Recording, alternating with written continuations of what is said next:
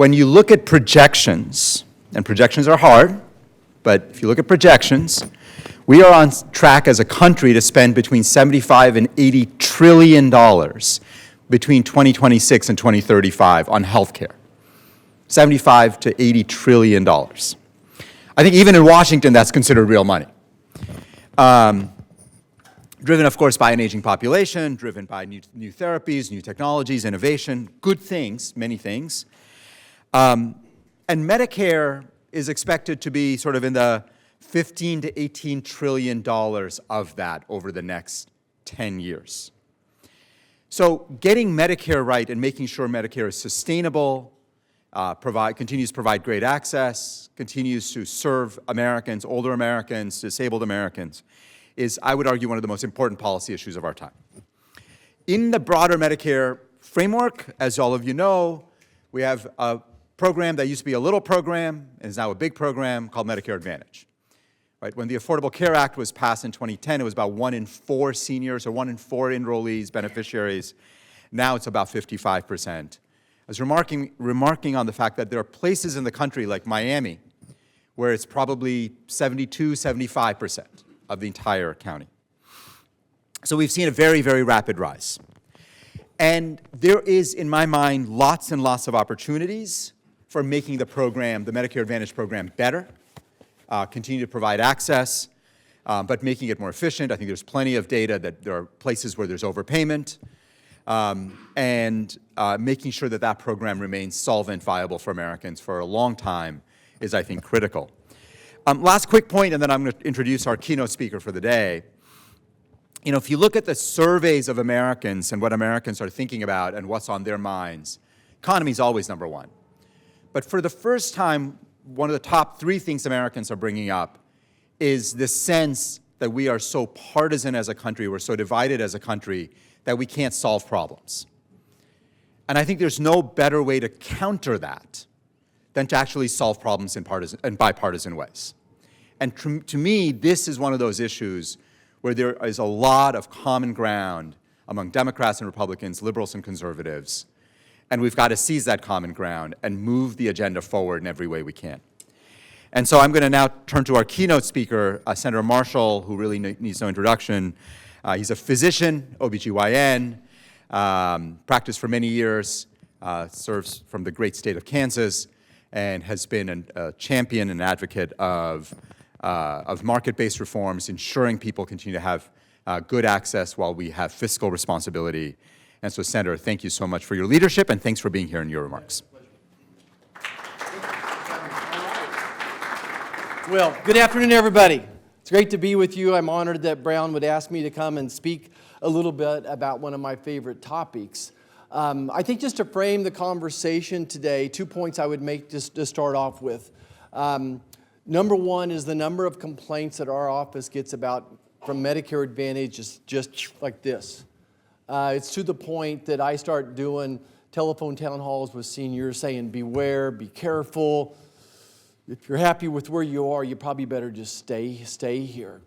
And on the other side of the coin is from the provider standpoint, the number one administrative concern that physicians have had for several years now is the prior authorization issue, okay? I want to say that's what I'm going to try to get to, but I think it's important you understand that who I really am is that I did practice medicine, a small OB practice. I delivered a baby most every day for 25 years. But I also helped start a physician-owned hospital, and I ran that physician-owned hospital for some 15 years. I think I'm the only member of Congress that's ran a hospital. Rick Scott has owned them, but I actually ran one. I was also overseeing 3 county health departments. And then we've done mission work all over the country and all over the world when it comes to medical issues as well. So I think I do have a pretty good perception of what healthcare looks like. When I came here, I wanted to address the cost of healthcare, and I had 3 basic pillars to address the cost of healthcare. Anything that promoted transparency, I thought would bring down the cost and bring up the quality of healthcare. Anything that would allow patients to become consumers again.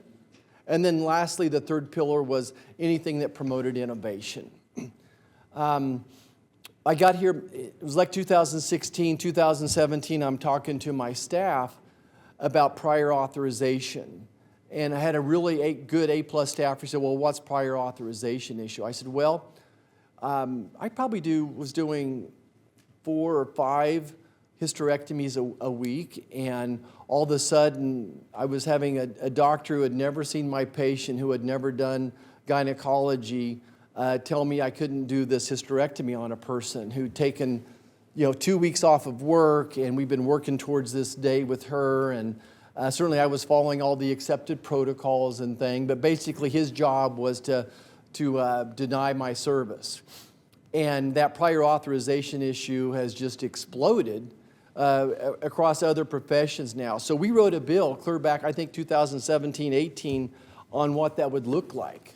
And to my surprise, it's still not law. Even though if we was on the Senate floor, I bet we'd get 90 votes. We might get 95 out of 100 votes would vote yes on it. But the lobbies up here are so strong, they find different ways to keep me from getting this across the finish line. The policy does matter, but I think what we need to understand now is what Medicare Advantage has done is used prior authorization as a way to delay health care. So our policy, and we've tweaked it every year, we make it better. Let me kind of explain what it does. It's called the Improving Seniors Timely Access to Care Act. Under this bill, Medicare Advantage plans would be required to adopt a standardized electronic prior authorization system. So you're an orthopedic surgeon and you do joint replacements. There's a set of things you should do on every patient before you replace their hip. They probably need an x-ray. Did you at least consider physical therapy? Did you try physical therapy? So just tell the insurance companies, tell me up front, and let me check the boxes, and if I haven't, then let me work on that before we start this process even. So, and set it up electronically. Don't make me send faxes. And then after I answer your first set of questions, you send me a second set of questions. And then after I answer those, then they say, well, you need a psychological evaluation of this patient as well. And at the end of the day, still 95% of these eventually get approved, but what they're trying to do is just delay health care. So we set up a standardized electronic prior authorization process. We mandate transparency, so that each year the plans must, at the plan level, declare which items and services require prior authorization, and then have some type of a statistical evaluation from those groups as well. The bill would guarantee protections for enrollees and providers and must have access on request. And it establishes the authority of the Secretary to establish reasonable timeframes for responses. So it's really a common sense bill. It's streamlining it. It makes the process more transparent and delivers quality care. So you would think it would be a slam dunk. We're still hopeful that we might be able to do a unanimous consent on this, and you guys can explain what unanimous consent means, but it's a streamlined procedure in the Senate. Otherwise, hopefully it can be a part of some type of a big package. I think the other bill that I do want to mention that I'm very proud of is our price tags bill. Our bill would require every health care provider to have a charge list with prices. And if you want to participate in Medicare or Medicaid, you need to do that. And my belief, again, if we turn patients into consumers again, in my big solution for health care, we would take part of the money we're giving insurance companies, put it in a health care savings account, let the patients decide where to spend that money, but you need price tags to decide it. No different than on Black Friday when you're making your choices of those great Christmas purchases. Price is an important concept, and then you can look up the quality. If you say, oh, this price is too good, let's look up the quality of this particular price. You all need to know that Medicare was paying our hospital $15,000 for a joint replacement. But there were hospitals in our state, they were paying $60,000 for that same joint replacement, and we had better outcomes. MRIs, there could be thousands of dollars of difference between an MRI, same machine, same radiologist reading it between point A and B. And even if you're a Medicare patient, my parents are the most frugal people you're ever going to meet. And if they knew that Hospital X was going to replace the hip for $35,000 versus $50,000, and they thought the quality was just as good, they're going to make a good choice as well. So those are our two signature pieces of legislation, our prior authorization bill, streamlining that process and giving all patients price tag. We have a letter from 40 economists that say if patients had price tags, it would drive down the cost, the spend on healthcare $1 trillion a year. We spend $5 trillion a year. It's going to double over the next 10 years, the rate we're going. We spend $5 trillion a year. These economists think it would save $1 trillion a year. And regardless of whether you're on Medicare, you get your insurance through the Obamacare, you get it through your employer, it would impact all of us. And that's what we need to turn the focus up here on, is on rather just how do we shift the cost of this health care over to the federal government? How do we truly impact the true cost of health care? And again, I think we do that through more transparency, allowing patients to become some consumers again. When you give transparency, when you give price tags, then you're going to see true innovation happen. When we give less regulations and more consistency, then you're going to see the innovators innovate out there, and we'll start seeing the cost of health care come down.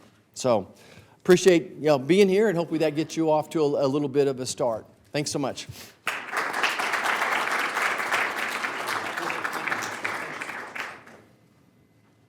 All right, Senator, again, thank you so much for your leadership and two really important issues to highlight, pre-auth and then obviously more price transparency in the system. All right, we're going to launch into our first panel, so why don't we have our panelists come on up. I'll introduce our moderator.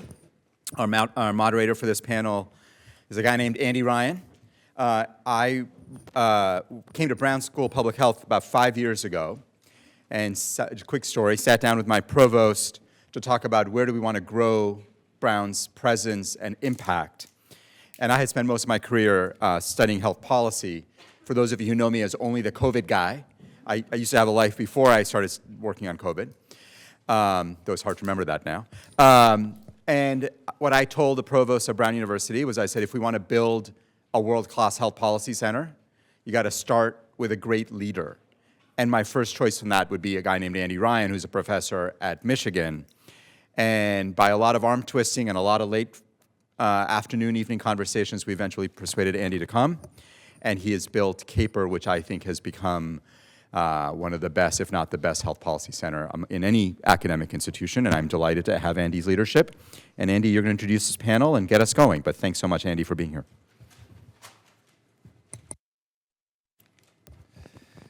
Thank you, Ashish.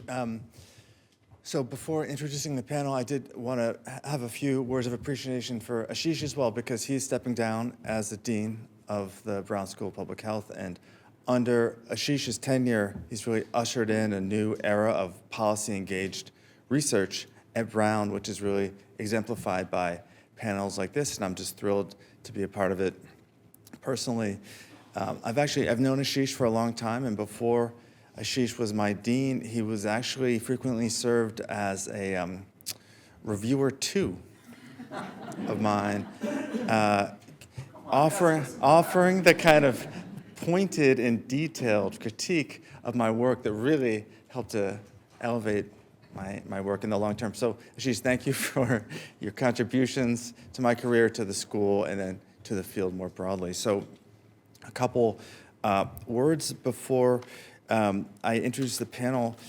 As Ashish and Senator Marshall mentioned, Medicare Advantage has quietly grown to become the dominant form of the Medicare program, and its growth really driven by low premiums and supplemental benefits has been extraordinary. And so much of that growth occurred after the Affordable Care Act, when policymakers' focus on Medicare was really oriented towards payment reform in traditional Medicare and not Medicare Advantage. But I think the focus is really now shifting to Medicare Advantage. In the last few years, there's been some high-profile media reports about overpayments in Medicare Advantage. Congress and the Department of Justice have launched investigations into Medicare Advantage plan behavior. Legislatively, the No Upcode Act has reemerged as a potential pay-for in congressional negotiations. And then Senator Marshall's Improving Seniors' Timely Access to Care Act is an example of an attempt to address widespread concerns about prior authorization. In addition, the administration, CMS itself, is considering kind of broad structural reforms to Medicare Advantage and has moved forward with the staged implementation of the V28 risk adjustment model. So how many, show of hands, who's heard of the V28 risk adjustment model here? All right, this is my kind of audience. All right. Outstanding. So I think you put this together, I think there's never been more policy interest and focus in reforming Medicare Advantage around some of these core issues related to payment accuracy, beneficiary access, and long-term fiscal sustainability. So this is what our panel is going to discuss. So the first panelist will be David Myers, who's a colleague of mine at the Brown University School of Public Health, followed by Anna Bonelli, who's at the Center for the Responsible Federal Budget. And then we have Chris Pope from the Urban Institute and Aaron Fuse-Brown from Manhattan Institute. And then I thought you were going to do this, Ashish. And then Aaron Fuse-Brown from Brown University. So the panelists will each have time for brief remarks, after which I will moderate a discussion. So, David, you'll be our first speaker. Great. Well, thank you. And it's so great that so many of you were able to join us today. I apologize. The room is a little bit warm, but hopefully the windows are open and it'll cool down. And if anybody falls asleep because it's too warm, it really don't mind at all. So as Andy mentioned, I'm a professor at Brown. I'm a health economist. I study the Medicare Advantage program. And I just want to sort of start by framing a couple of the issues as I see them as the program in what it exists as right now. The first is, as MedPAC and others have reported, there are significant payment differentials between the two Medicare programs. It's thought that Medicare Advantage plans are paid about 20% more per beneficiary for taking care of similar types of enrollees.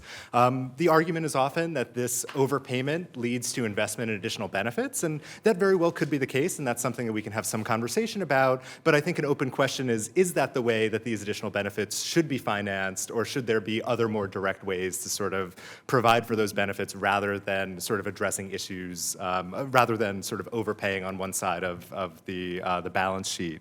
A lot of these payment issues come from issues in risk adjustment. The use of chart reviews, health risk assessments are often called out as two of the primary drivers of a lot of that sort of coding issues. V28 helps to get to some of this, but it doesn't get to all of this. Also really happy to dig into some of the V28 issues as well. But it's clear that there are different payment issues between Medicare Advantage and traditional Medicare. A second area of the Medicare Advantage program that I think is really important to think about is what we know about what plans are actually delivering in terms of quality. A lot of the old research in the field tended to find that Medicare Advantage was really effective at cutting back on sort of overutilized services, beneficiaries tended to have better outcomes. But to be honest, a lot of that research is actually getting a little bit old at this point, and we need new research and new understanding to know, as the program has grown to take over 50% of the program, is it still delivering on those same outcomes that it was delivering on when it was only enrolling about 25% of the program? They do seem to be in some areas, like cutting back on post-acute care, but in other areas it's a little bit more ambiguous. And I think a large challenge of that is we currently evaluate Medicare Advantage plans using a star rating system, but there are a lot of issues with the way these star ratings are constructed. They don't seem to be related well to beneficiary outcomes. There's a lot of money that's spent on these ratings, and there's been a lot of litigation about these ratings over the years. CMS is making some moves to change that, and I think there's a lot of other opportunities to expand and improve the way we evaluate quality in the MA program.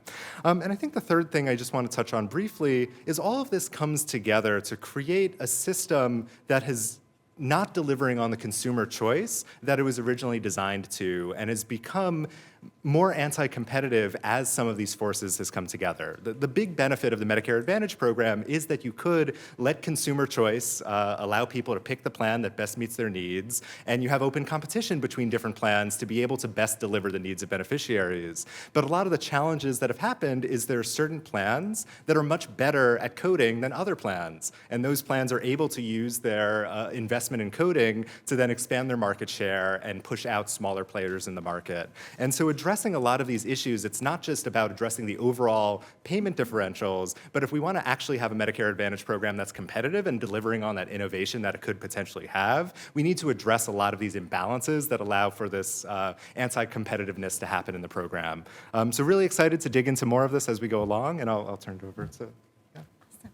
I'll just take this. Hi, everyone. My name is Anna Bonelli. I'm the Director of Health Policy at the Committee for a Responsible Federal Budget.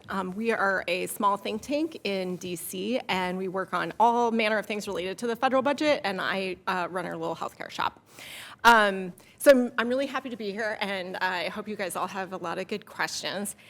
We focus, like I said, on spending, on the budget. And for us, the big takeaway is that MA is a good program. Medicare is a lifeline for people. There's so many wonderful things, but we are paying way too much for this service. This is coming at the expense of taxpayers and of beneficiaries' premiums. It's driving up costs for everyone. Medicare is taking up a larger and larger portion of our national budget at a time where we have a debt of $38 trillion. So we are in a position where Medicare, along with some of our other major line items, are starting to crowd out our ability to pay for other things in the world.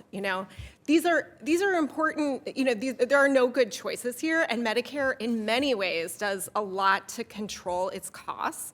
Medicare does a pretty good job of managing its costs. Those fee schedules that come out pretty much like every week, I think, they really manage costs pretty well. That's really great. MA does not. MA has a whole different set of issues, and they have been able to increase the amount that they're paying per beneficiary, that is the insurers, year over year, such that it has grown way past what anyone predicted when it first came out. And again, this is also, we also have an opportunity to fix this for beneficiaries. These costs are borne by beneficiaries and taxpayers through higher premiums and higher taxes.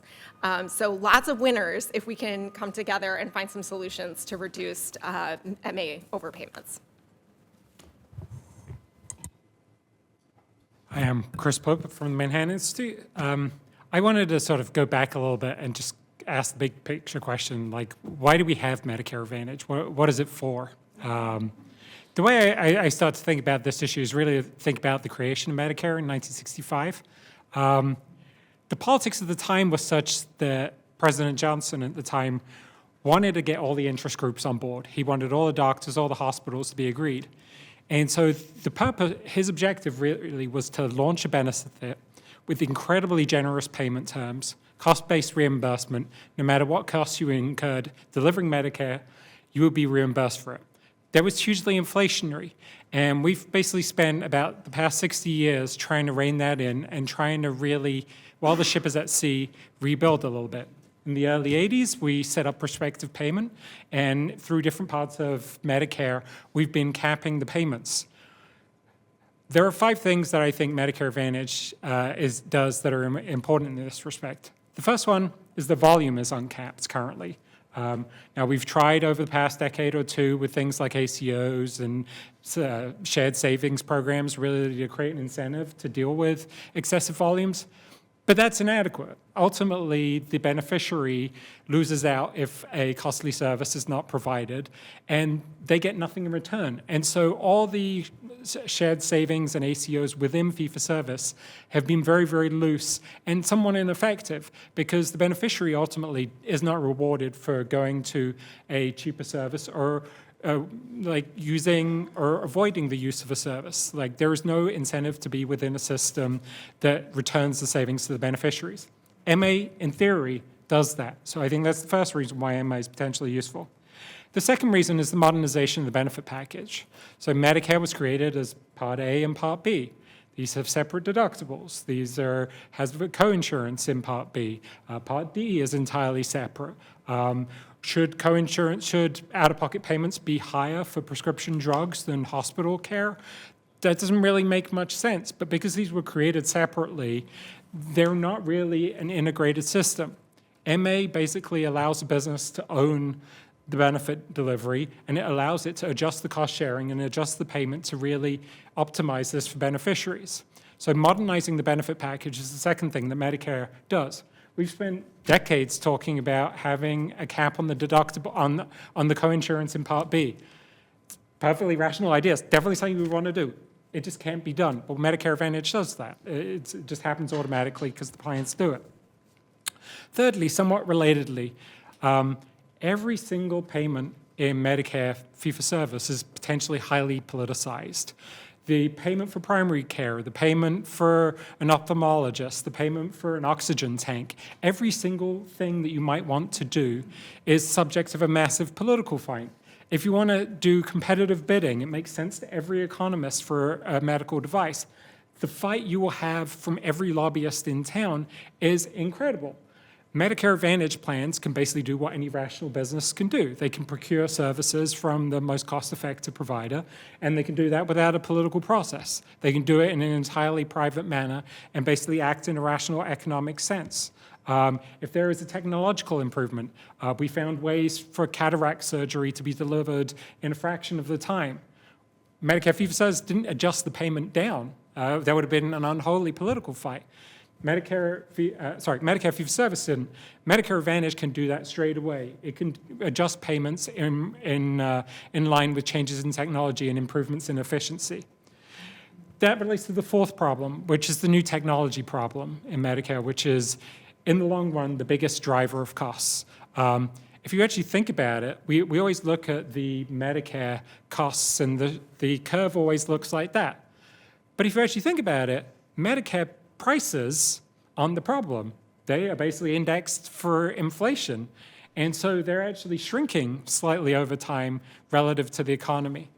People also think it's the demographics, but that's not the problem because the baby boomers are actually mostly almost retired now. And yet Medicare costs are scheduled to rise into the future.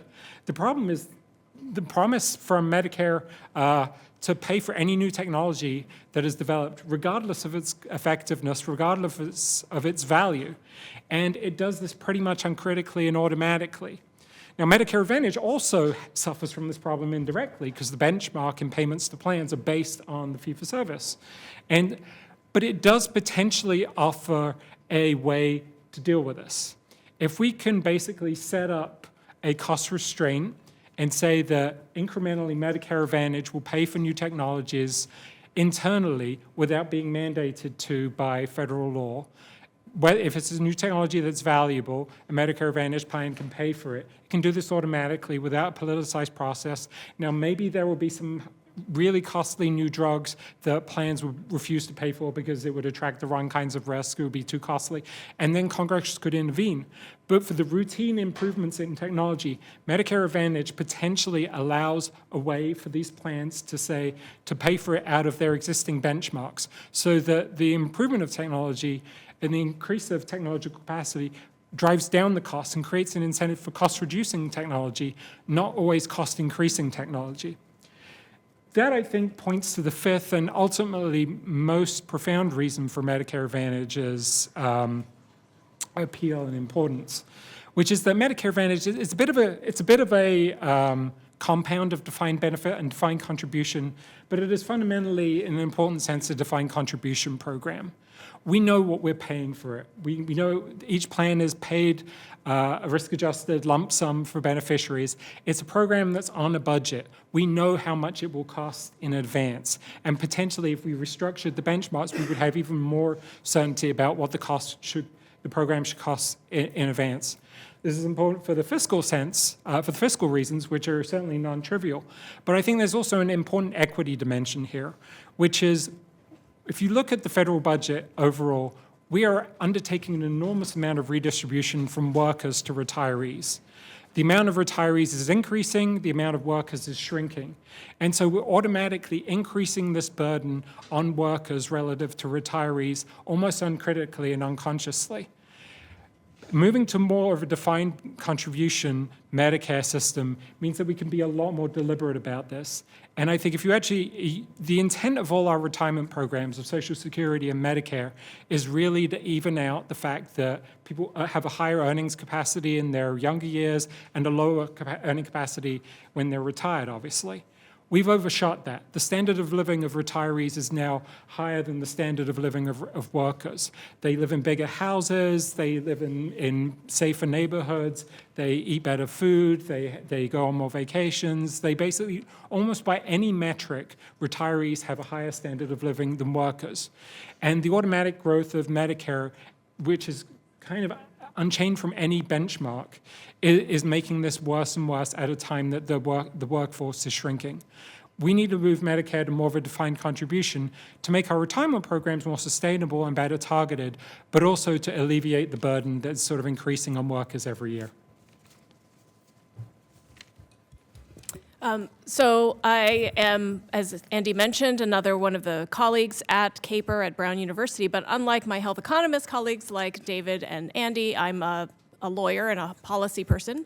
So thinking about the kind of putting the empirical research that they are doing to quantify these effects and matching them up with some of the legal and policy levers that are available to Congress, to CMS, and thinking through what's sort of doable and what would take, a change, what would take reform or an act of Congress. And so when I think about some of the issues that have surfaced today and in this discussion thus far about things like the overpayment, sort of right-sizing the payment model, thinking about the way I think about it is to think about what takes an act of Congress to make that more efficient, to make it more effective, to squeeze out the sort of excess payment that might be being paid to Medicare Advantage and making it unsustainable. What things are within CMS's existing authority to sort of turn the dials on the payment mechanism in Medicare Advantage to kind of claw back, recoup, or at least reduce the ability to game the Medicare Advantage payment process. And then third and finally, from an enforcement standpoint, are there other mechanisms to recoup overpayments through enforcement, through fraud and abuse enforcement and other types of litigation means?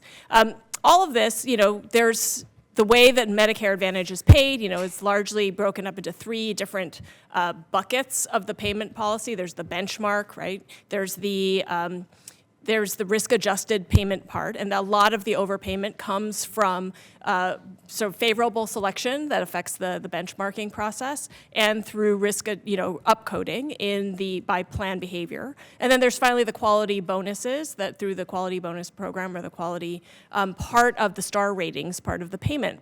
Each of those three levers could be dialed in a direction to extract some savings or to get rid of some of that excess. Some of it is within CMS's authority, but a lot of it would require an act of Congress. And so I think a lot of the thinking we've been doing is trying to put numbers around, and CBO does this as well, but to really put numbers around what does this mean from a savings perspective, how many billions or trillions of dollars are at stake if you were to turn these dials, and to think about who needs to act in order to do it.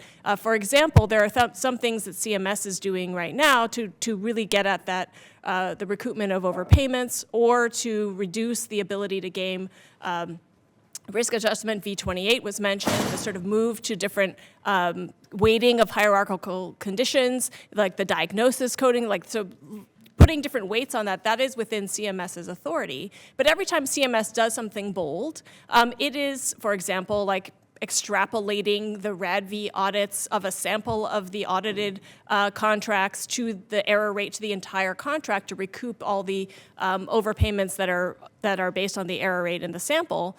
That gets subject to litigation. So one of the things that we are hearing is that there's this other force, which is this sort of the reaction by industry when CMS takes, in some ways, bolder moves in this area. They're met immediately with litigation, and then all the rulemaking effort, all the resources and time that went into developing that tool, for example, gets invalidated in the courts. And then there's a lengthy appeals process, but it does beg the question of whether CMS, can act to the full extent of its authority, because every time it does anything, that it sort of pushes the needle, pushes the boundary, again, in the eye of its fiduciary responsibility to maintain the Medicare taxpayer-funded available resources and spend it wisely. It gets pushback or challenge from the industry because it might look like a recoupment of an overpayment to CMS or to the taxpayer, but to the plans, this is, this is their revenue, this is their profit margin, so they're getting yelled at by their shareholders. So we see this play out in the courts.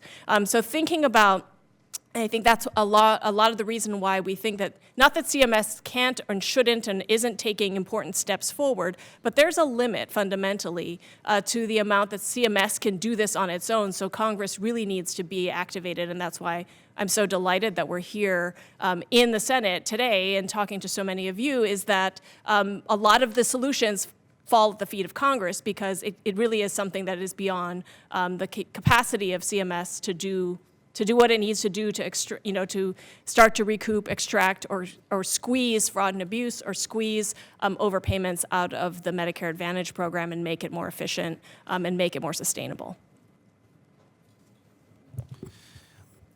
Thank you, Aaron and others. So just hearing the first set of remarks, I'm struck by, David and Anna and Aaron all mentioned, the concern about overpayments, while Chris emphasized the role of Medicare Advantage in modernizing benefits. And just to add to that concept before I ask this question, is one of the key reasons why Medicare Advantage is now more than half of the program is it's more affordable for beneficiaries, and there's more generous benefits. And so a question has emerged, well, yeah, sure, maybe there are overpayments. Yeah, sure, maybe there's enhanced coding in the program, but maybe this is good because that's coming back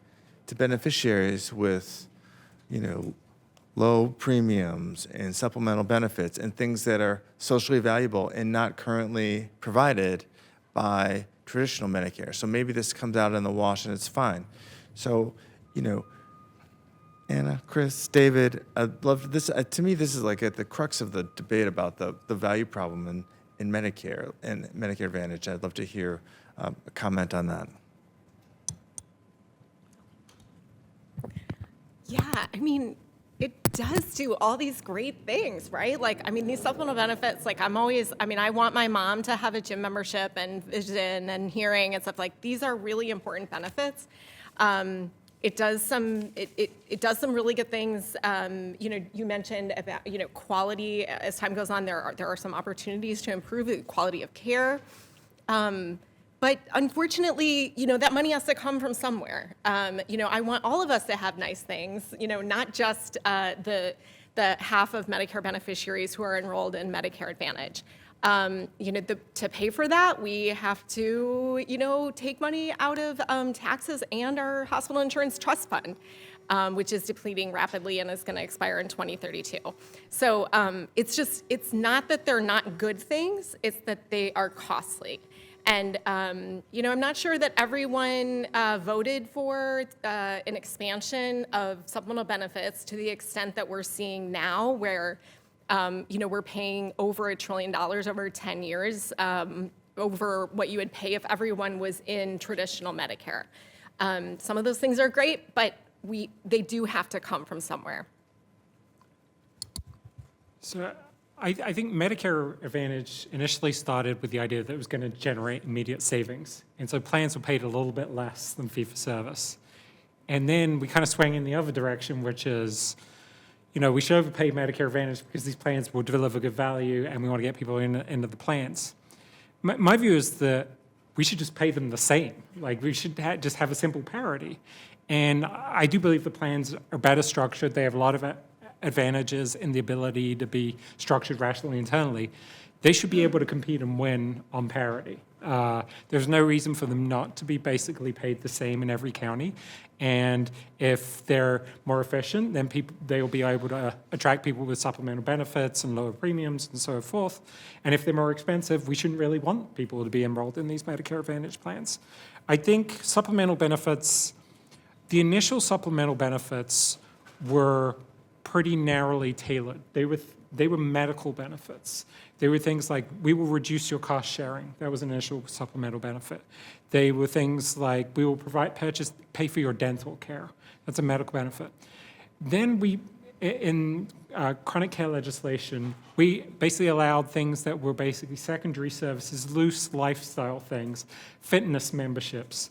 And then where I think you see some things get really off course, there are supplemental, I wrote a piece about this, there are places where you can get golf course memberships paid by supplemental benefits. One place I saw advertised, one plan was saying that you could ski paid by supplemental benefits, and it would encourage you. The ad literally said, if you want to run down the Black Diamond, we will pay for you. That's not keeping someone healthy. That is increasing their medical risk. So it's like, what is the motivation there? It's clearly that these supplemental benefits are designed to attract healthier enrollees and really game the payment system. So I think we need to maybe go back to the earlier idea of supplemental benefits and also the principle of simple parity in payment. It's a simple principle. I mean, it makes, I don't even know why you wouldn't have that principle at this point. It's what we should do. Yeah, I mean, I think, a couple things in the supplemental benefits. I think one, the research is actually pretty mixed onto what of these benefits people are actually using and what are actually beneficial for sort of longer term health outcomes. There's been some studies that the dental coverage that you might get in an MA plan isn't as comprehensive as most people think the dental coverage might be. And so I think like not everybody actually even understands what the supplemental benefits are when you enroll in plans. I think the benefit that plans do have that is a clear sort of affordability benefit over traditional Medicare is that they have an out-of-pocket spending cap, and they often have lower premiums. Medigap can be really expensive, and so that is sort of a direct benefit that could be useful for beneficiaries. It's not in the supplemental benefit category. But the way that I think about this is sort of there's this argument that we can't touch overpayments due to coding intensity, and we can't touch, the fact that the star rating system doesn't have sort of a cap and it can just sort of keep inflating and inflating, because if we touch those types of benefits or those types of issues around payment, then it'll lead to all the supplemental benefits being slashed and the plans won't be sort of good for beneficiaries anymore. I think that if we think that these supplemental benefits are actually useful to people, and if these spending controls are actually useful for people, we should find ways to directly incentivize that instead of overpaying for some issues and just hoping that that gets reinvested the way that we want it to in sort of these other services. And that could be complicated to set up, but there are ways that you can adapt the benchmarks, you can standardize certain benefits, that you can directly incentivize plans to offer supplemental benefits that we think are actually useful, that maybe aren't, the other one I've seen is like dog walking services is something you can get as a supplemental benefit in Puerto Rico, car repair. There are a lot of these benefits that maybe don't make sense. Instead of sort of allowing that market to sort of exist as it is right now, let's not overpay and hope that those benefits come. Let's directly incentivize the benefits that we think are actually useful for beneficiaries at the end of the day. So let me take up a somewhat different question here. So I was struck by some Chris's excellent summary of some of the theoretical benefits of Medicare Advantage and his emphasis on the adoption of technology, which I agree is the most important long-term driver of healthcare spending in the United States. And Chris kind of laid out a theory here about how Medicare Advantage was incentivized to avoid the low adoption of kind of lower value technology, and that could be reduce spending growth over the long term. So, I'm struck by that because the flip side is what you heard from Senator Marshall, who said, what's actually happening in Medicare Advantage isn't kind of taking the scalpel to the value problem and figuring out for whom a certain procedure or drug is maximally, valuable, getting it to them, and denying it for others. But instead, a kind of like a very simple taking like the hatchet to anything that's remotely expensive and using these onerous prior authorization processes that, as he alluded to, in many ways seems designed just to kind of slow down care rather than to ration on the basis of value. So I guess I'm kind of struck by, Chris's vision for what Medicare Advantage theoretically could do with prior authorization versus what it actually does do, and maybe have Chris and others reflect on whether, they see that, that tension, and if there's anything that should be done from a transparency perspective that would, or other perspective that might help to, get more out of, Medicare Advantage and this, rationing function. Yeah, so I mean, the senator obviously was a medical provider and was a physician, and I definitely understand the physician point of view of why you don't want anyone looking over your shoulder saying, is this really necessary? Maybe that's, I get why that would be awkward and difficult, but the cost is gigantic. And so the question is, who do you want to provide that role of scrutinizing the decision? Well, the patient ultimately isn't going to know the technicalities of whether a hysterectomy is really necessary for a specific patient. The patient has no ability to second guess the physician.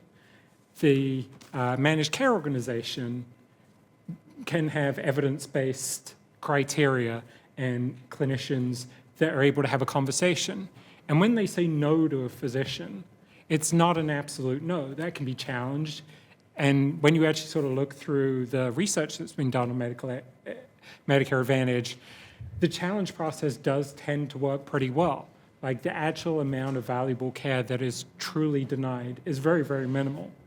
And so on the flip side, there are enormous savings from prior authorizations. It really does reduce and eliminate a very large amount of costly care that is truly unnecessary. I get why the providers don't like it. And I think when you actually look at the research evidence on this, maybe David and my other co-panelists can talk to this in more detail, the quality and the outcomes in Medicare Advantage, there is no adverse effect from this that is significant and visible. And so if prior auth is generating the bulk of the savings in the program without any real measurable clinical adverse effect, we should ultimately, as people who are concerned from the policy process, accept that that's legitimate and a good thing. And I would actually say that the senator's bill is quite reasonable in what it actually does. What it does, I think, is it tries to streamline the process. It's one thing to say that we shouldn't have prior auth, and that's not what he's saying. What his bill is saying is we should actually make it a much less burdensome process. We acknowledge that prior auth generates important value, and we want to get to that value in a much more streamlined way so that people aren't messing around with fax machines, so that they can actually just check boxes and satisfy that expenditures are legitimate and necessary.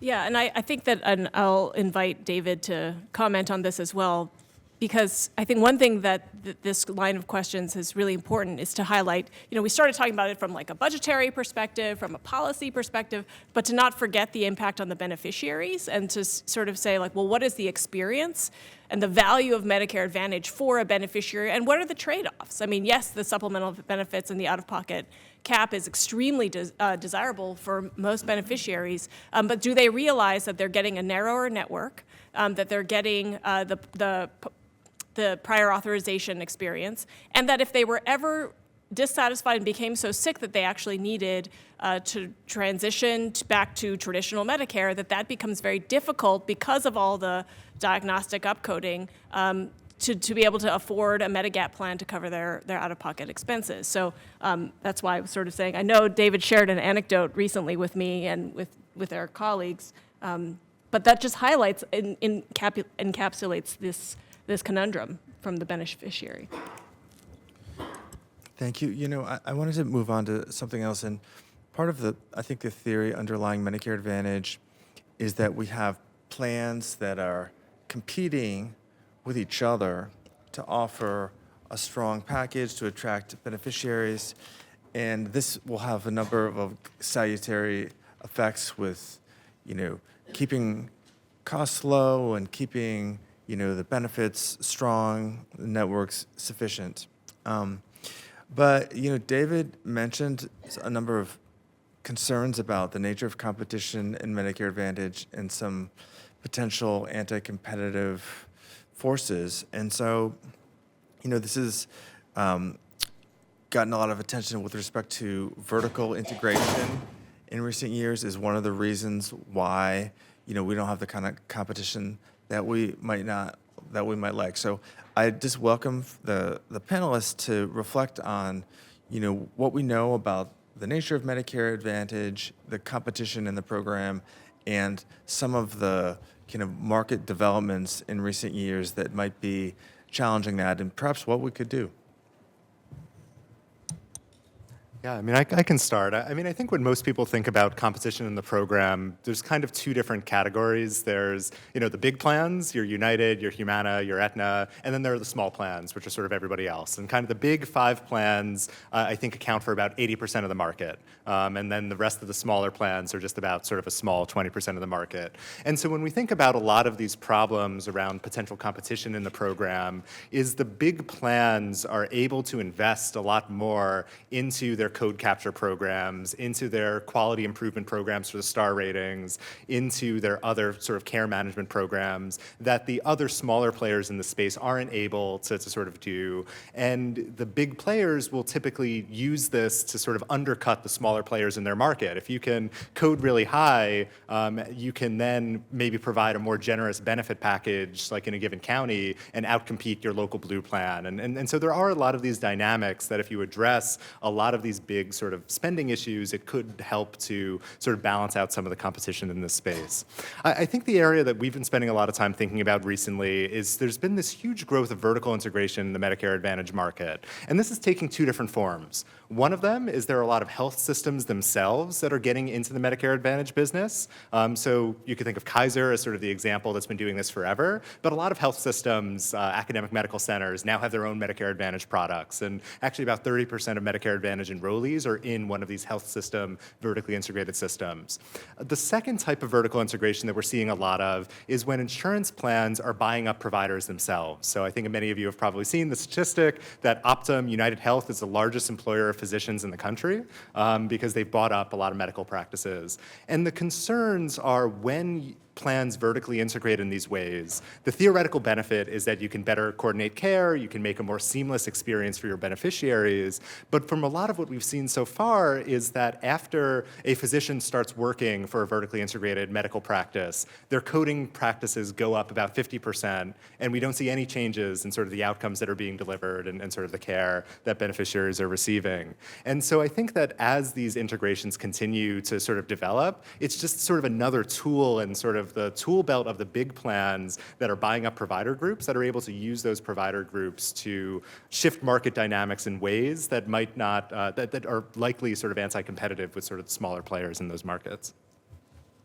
I'd like to make a point. I think it's important to say that by any comparative statement, competition in Medicare Advantage is fantastic. The median county in Medicare Advantage, it's something like 8 plans competing in it. If you look at the exchange for the individual market, it's 2 or 3. If you compare that to Medicaid, we only have a couple of Medicaid managed care organizations. If you compare to employer-sponsored insurance, the competition's not great. So Medicare Advantage actually is by far the most thriving, competitive insurance sub-market that we have. I think this owes a lot to the standardized rules. I think it owes a lot to the scale of the market and the uniformity of the market, which makes it easier for plans to kind of say, well, we're good in this market, we can move into a different one. I think the upcoding issue in the vertical integration, that's really just a coding flaw. It's a symptom of the fact that that's what we're paying for. We need to and we absolutely need to fix what we're paying for on the risk adjustment side in terms of upcoding, but it's not competition as such, which is the problem. It's distorted competition, not the lack of competition. So getting in the home stretch here, I'd like the panelists to maybe reflect on what they think, how they would prioritize potential reforms in Medicare Advantage. I'd like to start with Anna and particularly thinking about these reforms in the context of maybe other reforms to Medicare that have been discussed with, site neutrality and drug price negotiations. And, I guess, how would you, maybe value and prioritize some of the, ideas to curb some of these overpayments that we've discussed? Sweet. Okay. So, my magic wand. No, I'm just kidding. But I think that since we're talking about MA and there's been a lot of discussion about the No Upcode Act. No Upcode would save around $125 billion. That's awesome. Why not? It might need some refinement, but regardless, we think that that's a good place to start. But our organization has calculated that MA is overpaid by $1.2 trillion over 10 years. So if you think about it that way, no upcode is really just a nice step. It really wouldn't address the significant overpayments that MA has been seeing over the years. So I would say, there are plenty of other directions. There are so many things, and I'm sure this panel and the next one will have, all kinds of different technical ways that we can tweak the laws, both on the CMS side and on the legislative side, that could chip away and make some, real changes to MA so that we are seeing less upcoding over time and less favorable selection, whereby these plans are, cream skimming, maybe unintentionally, maybe intentionally, but nevertheless are enrolling members who have less volume of care. So there are lots of different ways to address these things. So I would say that would be number one. But you're right. I mean, there are plenty of other things we can do in Medicare that would reduce that that would sort of help bend the cost curve a little bit over time and would have more spillover effects, right? So site neutral policy, which is, a payment policy in traditional Medicare, would affect not only payments in traditional Medicare, but, because everybody uses Medicare as the standard of payment, everyone's using those fee schedules, it would have spillover effects into MA and into the private commercial market. So that's a really good one. I really like that one. And there are millions of other things that we can do. But I think what's important right now in this time where it's hard to get everybody on the same page is to recognize those things that have bipartisan support. And of those things, I would say no upcode and site neutral policy are at least the two things that have been most discussed among those on either side. I would add to that, in terms of the risk adjustment problem, I would say variable coding adjustment. So basically adjusting the coding intensity adjustment that each plan or contract gets based on its past performance of coding intensity, not having a flat coding intensity adjuster. I know that this could be done by Congress and that CMS is looking at experimenting with this authority as well. So I think that would go a long way. Again, there's no one single silver bullet, and the other one would be to adjust for the favorable selection problem. I think as a proportion of overpayment, it actually, in some ways even swamps some of the risk upcoding as well. So I think that again, is less about planned behavior, but it's more just about adjusting for the fact that we now have such a large majority of people in the Medicare Advantage program, and that they don't look the same as those who remain in traditional Medicare, and we need to acknowledge that fact in the payment process. I think that there are a lot of people that like beating up on Medicare Advantage. There are a lot of provider groups that don't like the scrutiny of their revenues. And so I think Medicare Advantage can be thought of as a competitor to Medigap and as a competitor to employer supplemental fee-for-service coverage. And we often forget to hold these other plans to the same standard. And in fact, we don't hold these other plans to the same standard as Medicare Advantage. Like, there's no guaranteed issue in Medigap. That's the root of the problem, people not being able to get in there. Medicare Advantage plans are basically held accountable to quality standards. There's none of that in Medigap either. People complain about Medicare Advantage plans being overpaid by 20%, quite rightly. But it's also the case that Medigap increases the cost of the fee-for-service program by 28%. due to the induced volume. That's an increase in cost that's basically concentrated on a higher income group. Medicare Advantage, its enrollment is actually fairly even across the income spectrum. Medigap and employer supplemental coverage is basically wealthier enrollees. And so I think it's worth remembering that while all the provider lobbyists are in here trying to look for ways to beat up on Medicare Advantage, and they might be right, there are some points that are certainly correct in ways in which payments ought to be reformed in Medicare Advantage. But we should remember to do the same to Medigap as well, so that these other substitutory forms of private Medicare coverage are held to the same standard. And that actually will have a knock-on impact on Medicare Advantage as well. If we reduce the induced overpayments due to Medigap and employer supplemental coverage, that lowers the benchmark, which lowers the payments on the Medicare Advantage side as well. So there is kind of a double impact, which is kind of significant. So I wanted to leave some time for audience questions. I was told there'd be note cards, but in the absence of note cards, there are note cards.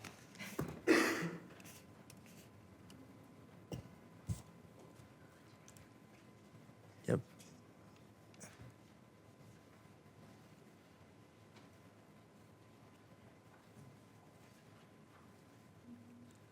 Thank you.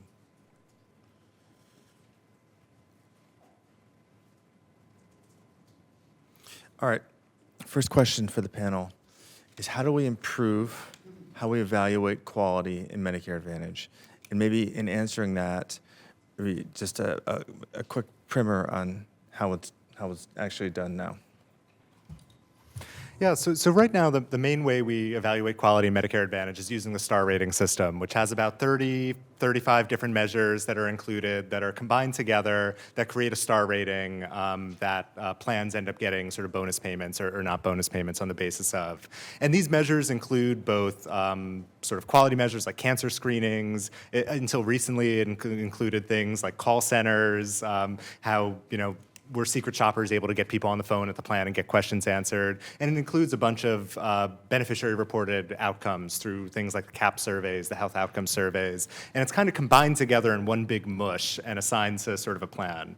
And the problem with it right now is a lot of the research finds that if you enroll in a higher rated plan, that has no bearing on your outcomes at the end of the day. It tends to be that the higher rated plans are the ones that enroll healthier people and wealthier people, and it doesn't actually give you a prediction of when you enroll in a plan if it leads to better outcomes. So, I think one of the first things, for our take and a lot of our research has tended to find is first we need to simplify this rating system a bit. There are too many measures. It's incentivizing a bunch of things that maybe aren't that important for beneficiary outcomes, and instead focus on things that really matter for beneficiaries and for sort of long-term outcomes. So highlighting things like, are beneficiaries able to get access to care? Did they feel like, what are the ratings of the plan? Are beneficiaries fleeing the plan in sort of high numbers, or because of the plan sort of not delivering on services?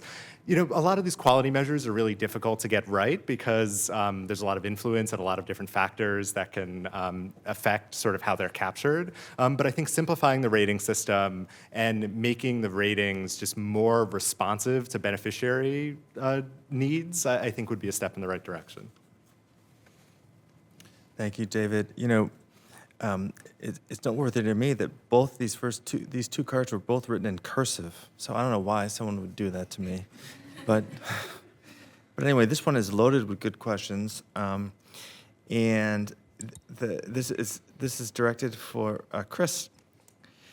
Since MA is supposed to be capable of finding efficiency better than fee-for-service, what is your opinion on decreasing the medical loss ratio for MA plans, and perhaps just a general reflection on the potential utility of the medical loss ratio in insurance market regulation? I think this is going to be a short answer. I don't think very highly of medical loss ratio regulations as a way to enhance efficiency, just because they're very easy to game.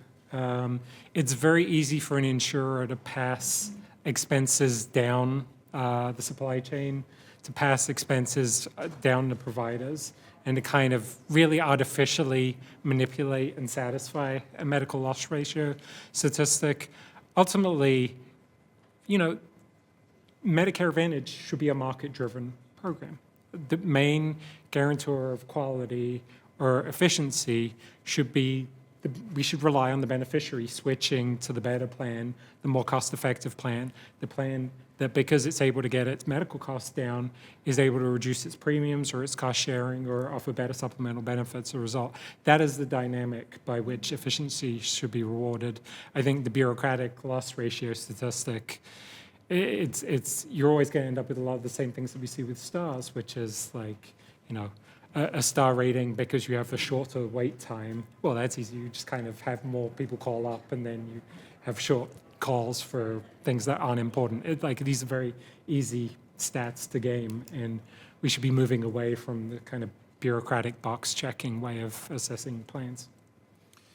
Yeah, I will note that solution does rest heavily on the healthiness of competition and how it can be leveraged for efficiency in MA, and so it's very conditional on how well we think that's working. So this is another good question here, also in cursive, for Anna. How would CRFB view the option of adding a user fee or assessment on MA plans that goes towards funding low-cost, high-quality, community-based primary care activities? I think it's a good question because revenue should be part of the equation, right? Like, I'm the health person, so I don't do any of the taxes and any of the revenue raising side, so somebody else can speak to that better. But, you know, raising revenue is part of our long-term, is part of the solution for our long-term fiscal challenges. When it comes to MA, though, there's enough money to go around. We don't need to raise new assessments in order to pay for MA because we're already overpaying for it as it is. So I think you know, my assessment would be if we're going to raise revenue, that revenue should be going to deficit reduction. It shouldn't be going to adding additional benefits when MA already has enough money to add plenty of additional benefits. All right, I'm going to squeeze in one last question. Don't hate me. So, how are MA plans achieving positive selection, and how can it be stopped? Yeah, I mean, I think the way we think that, so how selection typically happens in MA is that for somebody at the same risk level as somebody else, the beneficiaries who tend to enroll in MA will tend to use less care than somebody who has sort of an equivalent risk level. And so that's where a lot of the selection problem happens.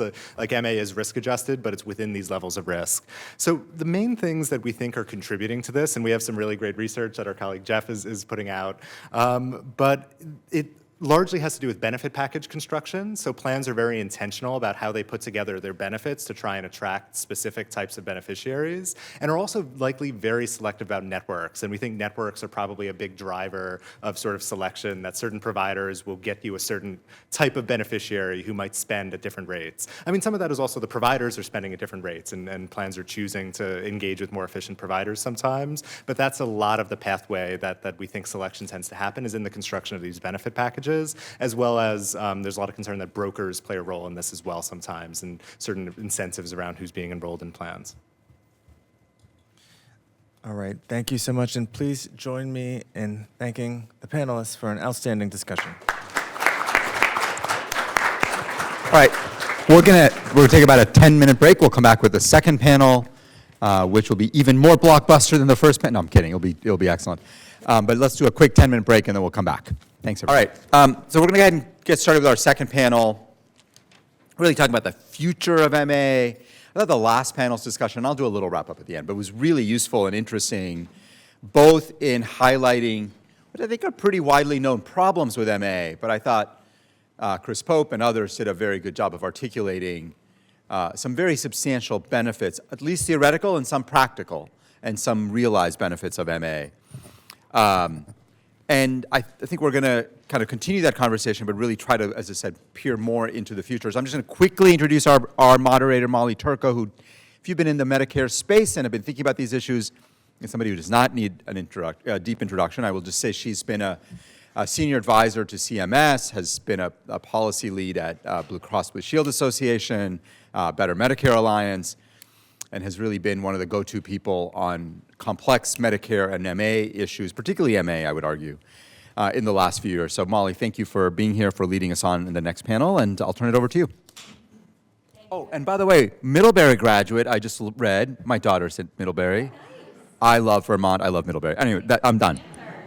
Love that. Thanks everyone for coming. It is hot, but we'll keep it going. We have a great panel, so it will be a spicy panel in addition to the hot environment. Again, thanks for coming. I think the first panel was a great tee up to the conversation we want to have here. I think I'll quickly introduce people. A lot of people know the folks to my right. These are key people over the kind of last, I won't say how many years, but the recent history of how has been shaped. Apologies if you couldn't hear me before. So first to my right is Joe Albanese. So Joe is currently the Director of Policy at the Center for Medicare at CMS. So Joe can speak to all the work that they're doing right now, and really appreciate you coming over from Humphrey for this panel. Next is Tom Scully. So Tom was CMS Administrator and is currently General Partner at WCAS, and has a wealth of experience that he can speak to on Medicare Advantage and all things Medicare. Next, we have Brian Sutter, who's currently the partner and CEO of Capitol Hill Consulting Group, worked on Ways and Means for many years and other roles, so also a great wealth of knowledge. And then all the way to my right is Sean Bishop. So she's currently Senior Advisor at ACAN and was former Chief Health Advisor for Senate Finance Committee, fairly recently left that job, so also someone who lived through the ACA and the changes to MA and other things. So really an exciting group for us to speak to. And so I think the purpose of this panel is to talk about the history, but really more to just see what are the lessons learned that this group has collectively learned over iterative changes to Medicare Advantage, how it's evolved, and how we can apply those learnings to the future, and really mostly looking ahead to the future, and really be rooted into the original intent of the program, lower costs, moving away from acute care fee-for-service model more to a preventative care model, and really making sure that, the vacillation between not wanting exits and bare counties and cherry picking and people not wanting to enroll sick individuals, and then on the other hand, not overheating the market and having arguably too much of an incentive to aggressively code high-cost individuals and not having marketing abuses. I think Senator Marshall spoke to some of the things of, the concerns when you don't have the right rules of the road in place. So really, how can we think about the past, think towards the future with the main goal of helping the audience members, some of whom are staffers and other policymakers, and how do we get to that next phase of this very vital program. So first, we'll send it to Joe to talk about the work you all are doing. Great. Perfect. Well, thank you, Molly. Hopefully I can get this mic figured out as well. But no, great to be here. Happy to be talking with a very distinguished panel about this topic. It's hugely important to us, to the program as a whole. Obviously, we're in a place now where Medicare Advantage is really bigger than it's ever been, more than half the program. The center of gravity for the program as a whole really depends on getting policymaking right in that program. And so just to guess, I guess at a high level, talk about how we're thinking about this in the coming years in the administration. Just knowing that MA is going to be something where we have to strike a balance, and at its best, we think that it is going to be something that can offer a lot of innovative and integrated benefit options at lower costs, but we've also heard a lot of different pain points, and our North Star in all of this is going to be to make sure that we're across the entire Medicare program, aligning spending with value, and we are giving the best coverage options and care that we can to all beneficiaries, and having options for MA coverage that best meets the individual needs of the beneficiary, and preserving that stability is going to be important. The pain points that we've heard have included, rising costs in the healthcare market, the need for stability in the program, but at the same time, pain points on the beneficiary side. And are there Are there going to be barriers to them accessing care with excessive prior authorization? Are taxpayers getting the right amount of value from the program as well? These are all things that we're really grappling with, and I think we understand that there's there's ways to improve the Medicare program as a whole by getting this particular angle right in Medicare Advantage.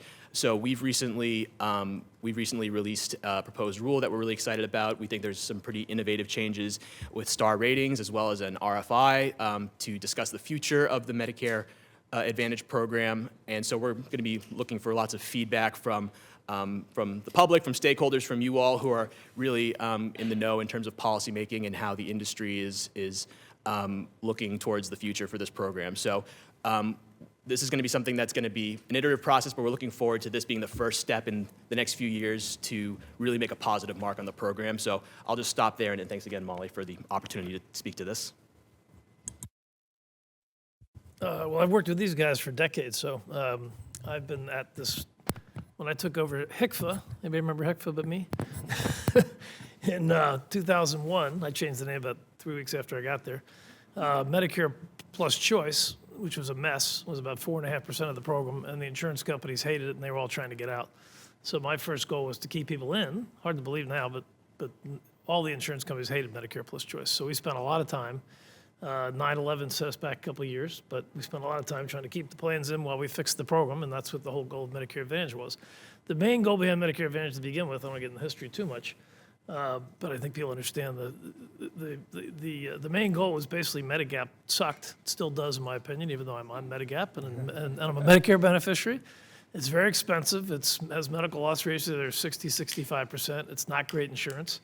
And also, I don't believe that price fixing works very well. So the major goal was, if you believe in value-based care, the ultimate value-based care is to take the $18,000 a year, well-regulated, which is the big if, and give it to a Blue Cross plan or give it to Humana or Aetna and say, call me next year and you can make a 5% margin. That was the original idea.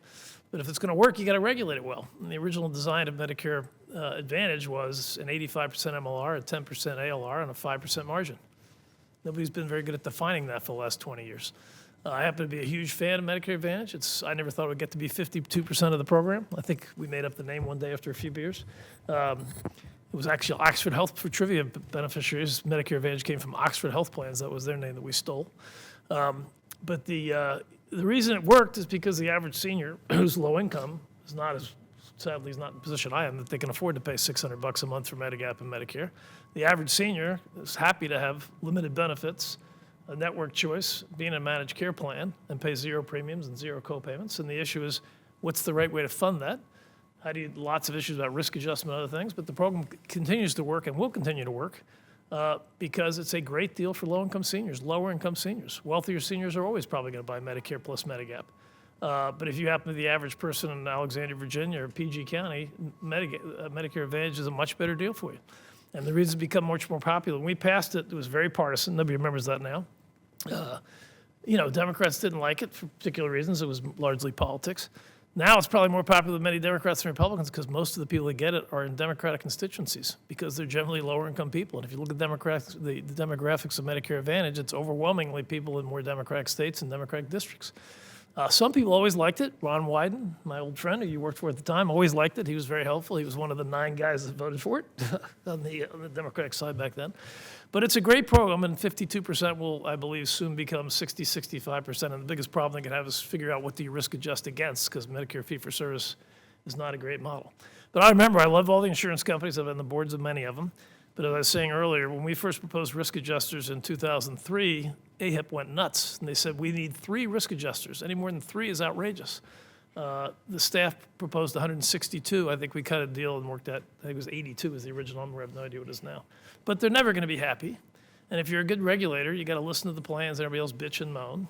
And you got to figure out what the right medical loss ratio is, what the right amount to pay for, what the right risk adjusters are. And if Medicare Advantage is going to work and continue to thrive, you have to make tough calls, and you have to do them gradually. I believe firmly risk adjustment is screwed up and needs to be fixed. I also think it's got to be done gradually over 7 or 8 years.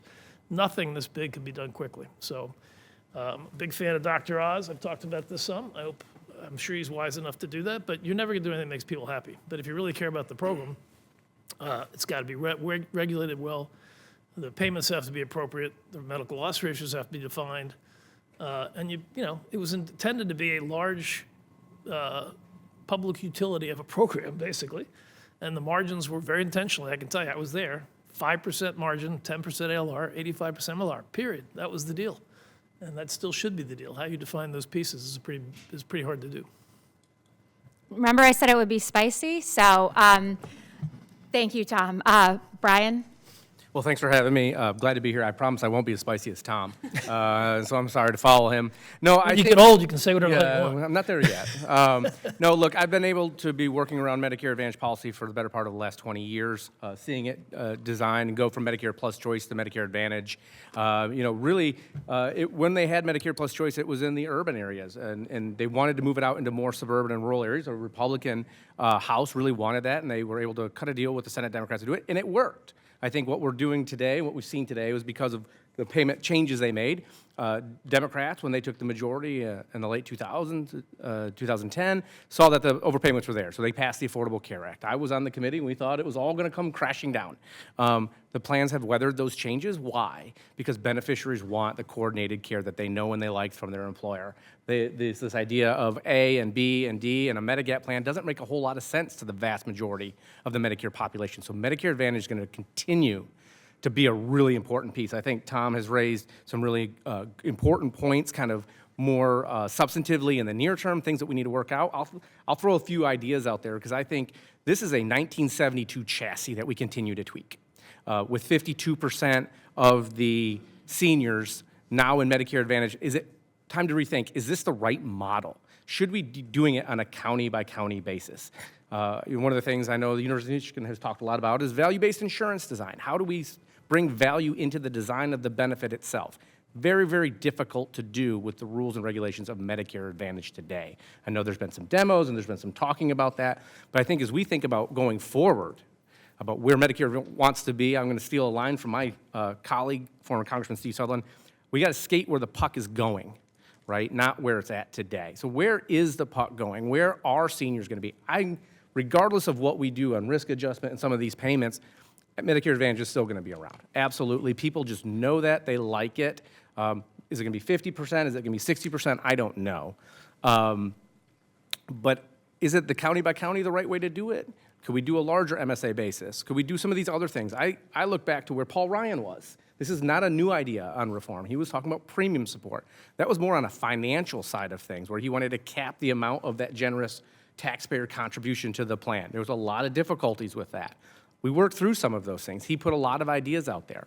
So these are not new ideas, but I think we have to start thinking about the design a little bit more critically. All of these other things are really, really important. We have to get that right, but on which chassis are you layering that? If we all want a Ferrari, but we're driving a Chevy, that's not going to work, right? So we need to think about this a little bit more critically, and I couldn't agree more with Tom, though. We all know MA. We know how long this takes. We have got to have a glide path to get there. We cannot flip a switch and make that happen. There are steps we can take, reports, data, new ideas to be floating out there and talking about there. We've got to be partnership all together. It's going to have to be plans and providers and beneficiaries all saying, yes, I affirmatively want this new model. Otherwise, we're just going to continue the fights of the past. So with that, I'll stop and let Sean wrap it up. Yeah, thank you.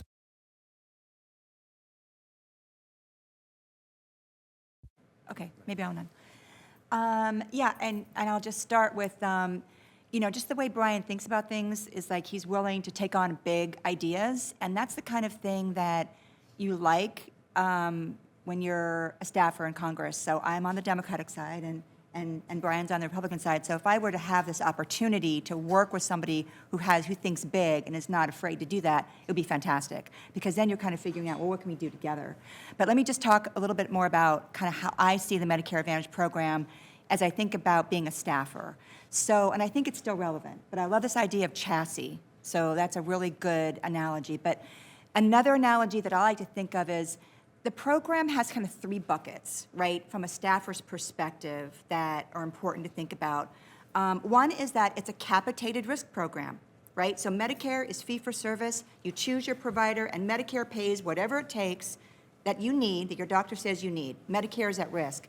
This puts the plans at risk on a capitated basis. And how you structure that, right, on a geographic level, there's all kinds of ways you could do that, county or national or whatever, but it's capitated. So they've got a capitated amount of payment, and the benchmark, right, helps to determine how the plans bid against that. So the plans have capitated payment, they bid against a benchmark that's statutory. So that's one element of the program. You got to think about, are the benchmarks right?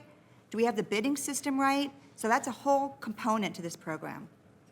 Another component for you to think about, Hill staffers, Congress, as it's figuring out whether there needs to be changes or tweaks or new chassis, is adjustments to the payment. So you got capitated payment, and then you got adjustments. Well, what are the adjustments? Risk adjustment and quality measures. Those adjustments to the bids bring in a lot of revenue, a lot of money to the plans that they're supposed to use and spend on beneficiaries. So if you get a risk-adjusted payment, that means you have a very expensive person in your plan, and you've got to take more care of them. If you have a quality bonus payment, that means that you're doing really good stuff, and Congress, we did this in the ACA, said you get to extra money. And you get to spend more on programs that beneficiaries like to attract more enrollees. So you've got to figure out if those adjustments are right. MedPAC says redo. CMS, to its credit, has put out an RFI to both of the adjustments. What do we do on risk adjustment, and what do we do on quality bonuses? Blank page. So let's figure out, are those adjustments right? Because those adjustments, when you think of an adjustment, you think of incremental. Those are not incremental adjustments. They are major, major parts of the program when it comes to spending and policy. It drives spending, it drives how the plans think and how they invest. So those two adjustments are absolutely critical.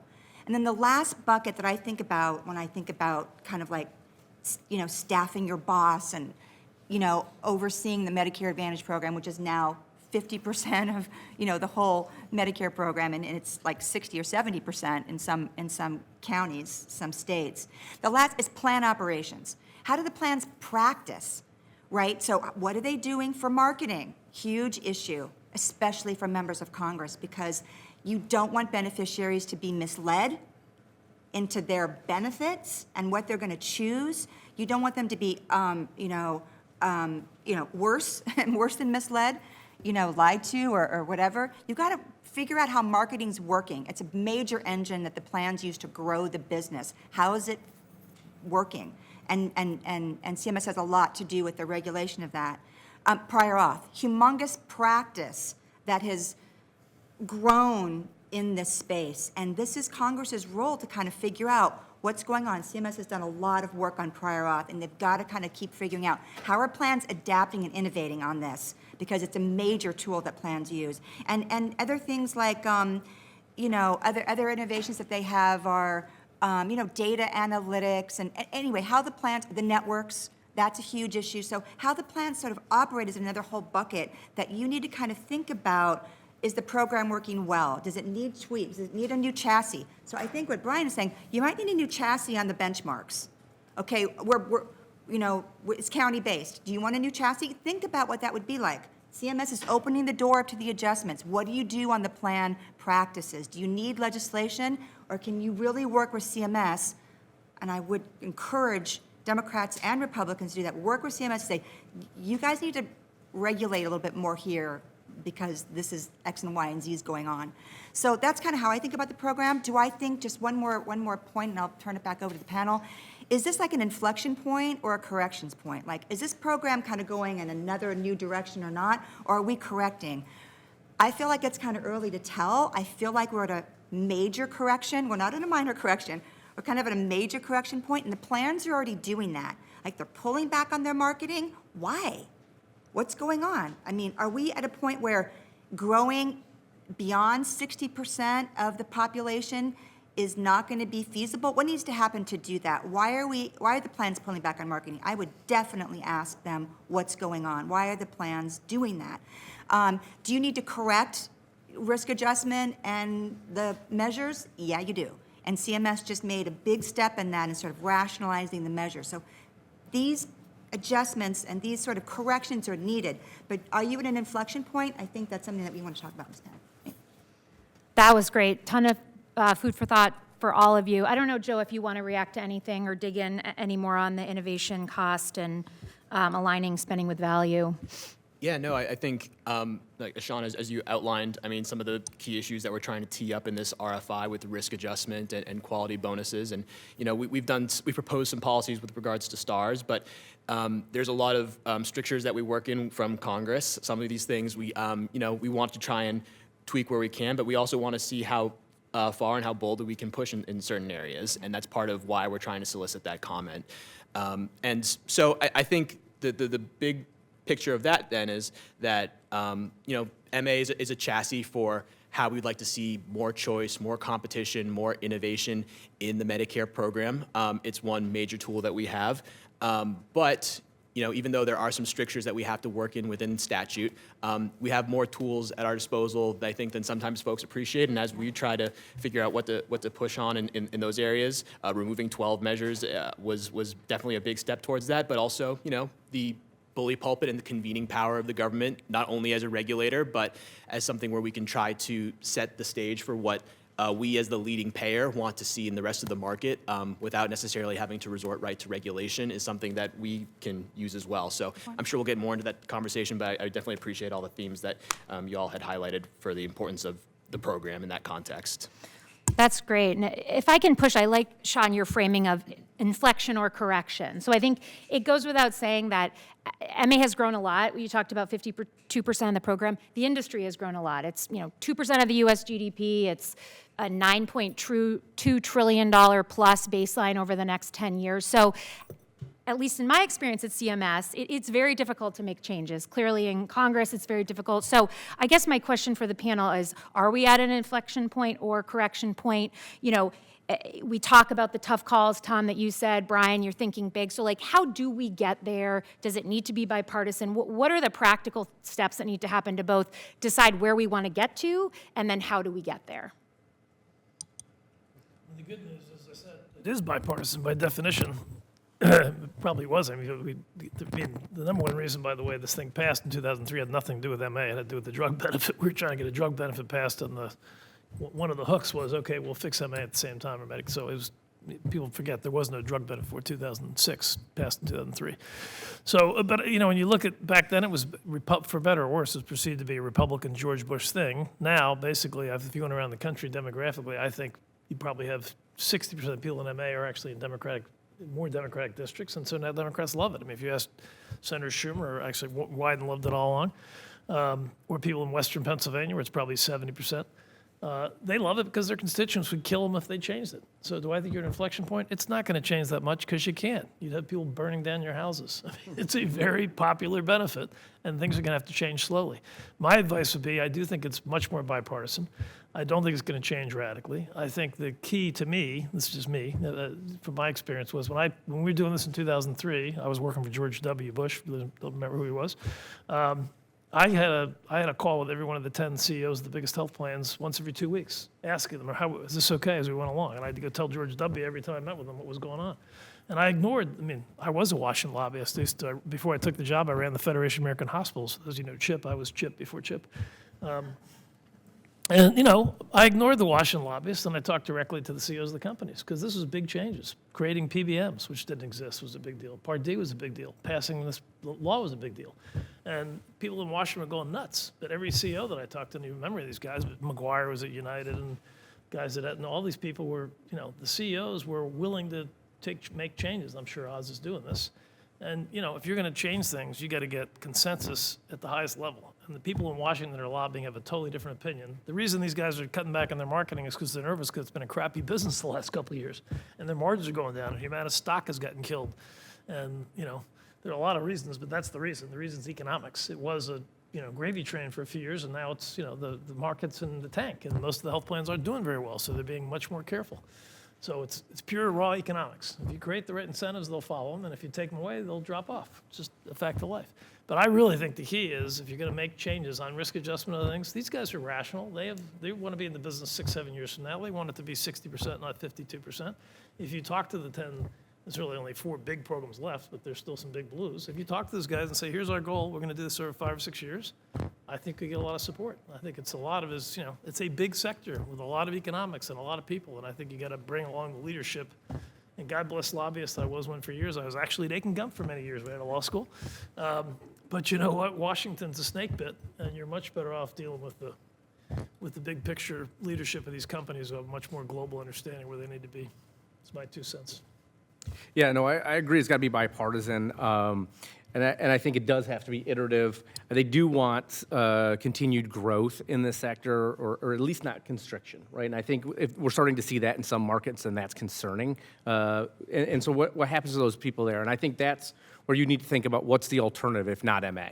And Tom alluded to this as well on the Medigap side of things. That really where we want to go, as a federal taxpayer, that's going to be inductive. There is no capitation. They have to pay for an out-of-pocket maximum. Is that what we really want to do? I don't think we're going to get to some of those big ideas that I proposed today, but I think as you start to think about that, then you go, well, should we improve the fee-for-service benefit? And to Sean's point, that's where Democrat may go, you know what? Yeah, that's something we should do, because nobody's going to buy a 1965 Blue Cross Shield plan, but that's what fee-for-service is today, right? So how do we combine it? Combining A and P, putting in an out-of-pocket cap, making the co-insurance go away and putting in rational co-payments. I mean, that's the structure or chassis of MA. So could you do those things at the same? Again, big ideas, those are probably 10, 15, 20 years away at best, right? If we're lucky. But in the meantime, we have to do these things, and I think the plans want to do this. Look what they've done on prior auth, right? They have been convened. They have come and said, we need to do a better job. I think using that bully pulpit is good. I think some of the variation and the hiccups, which you've seen in risk adjustment over the years, if you can kind of smooth that out, that protects the patients. And I think really ultimately, if you're a 64-year-old that's thinking about retirement next year and what am I going to do when I've had a legacy Blues plan, Aetna plan forever, and I want to go into that Medicare Advantage, I want to have certainty that it's going to be there, that my family's going to be taken care of. I don't want to be 75 and worried about care disruptions, and now I've got a cancer diagnosis and I don't know what to do. So I think the glide path is going to be really, really important as people are making some really important life decisions. This is not just politics in D.C.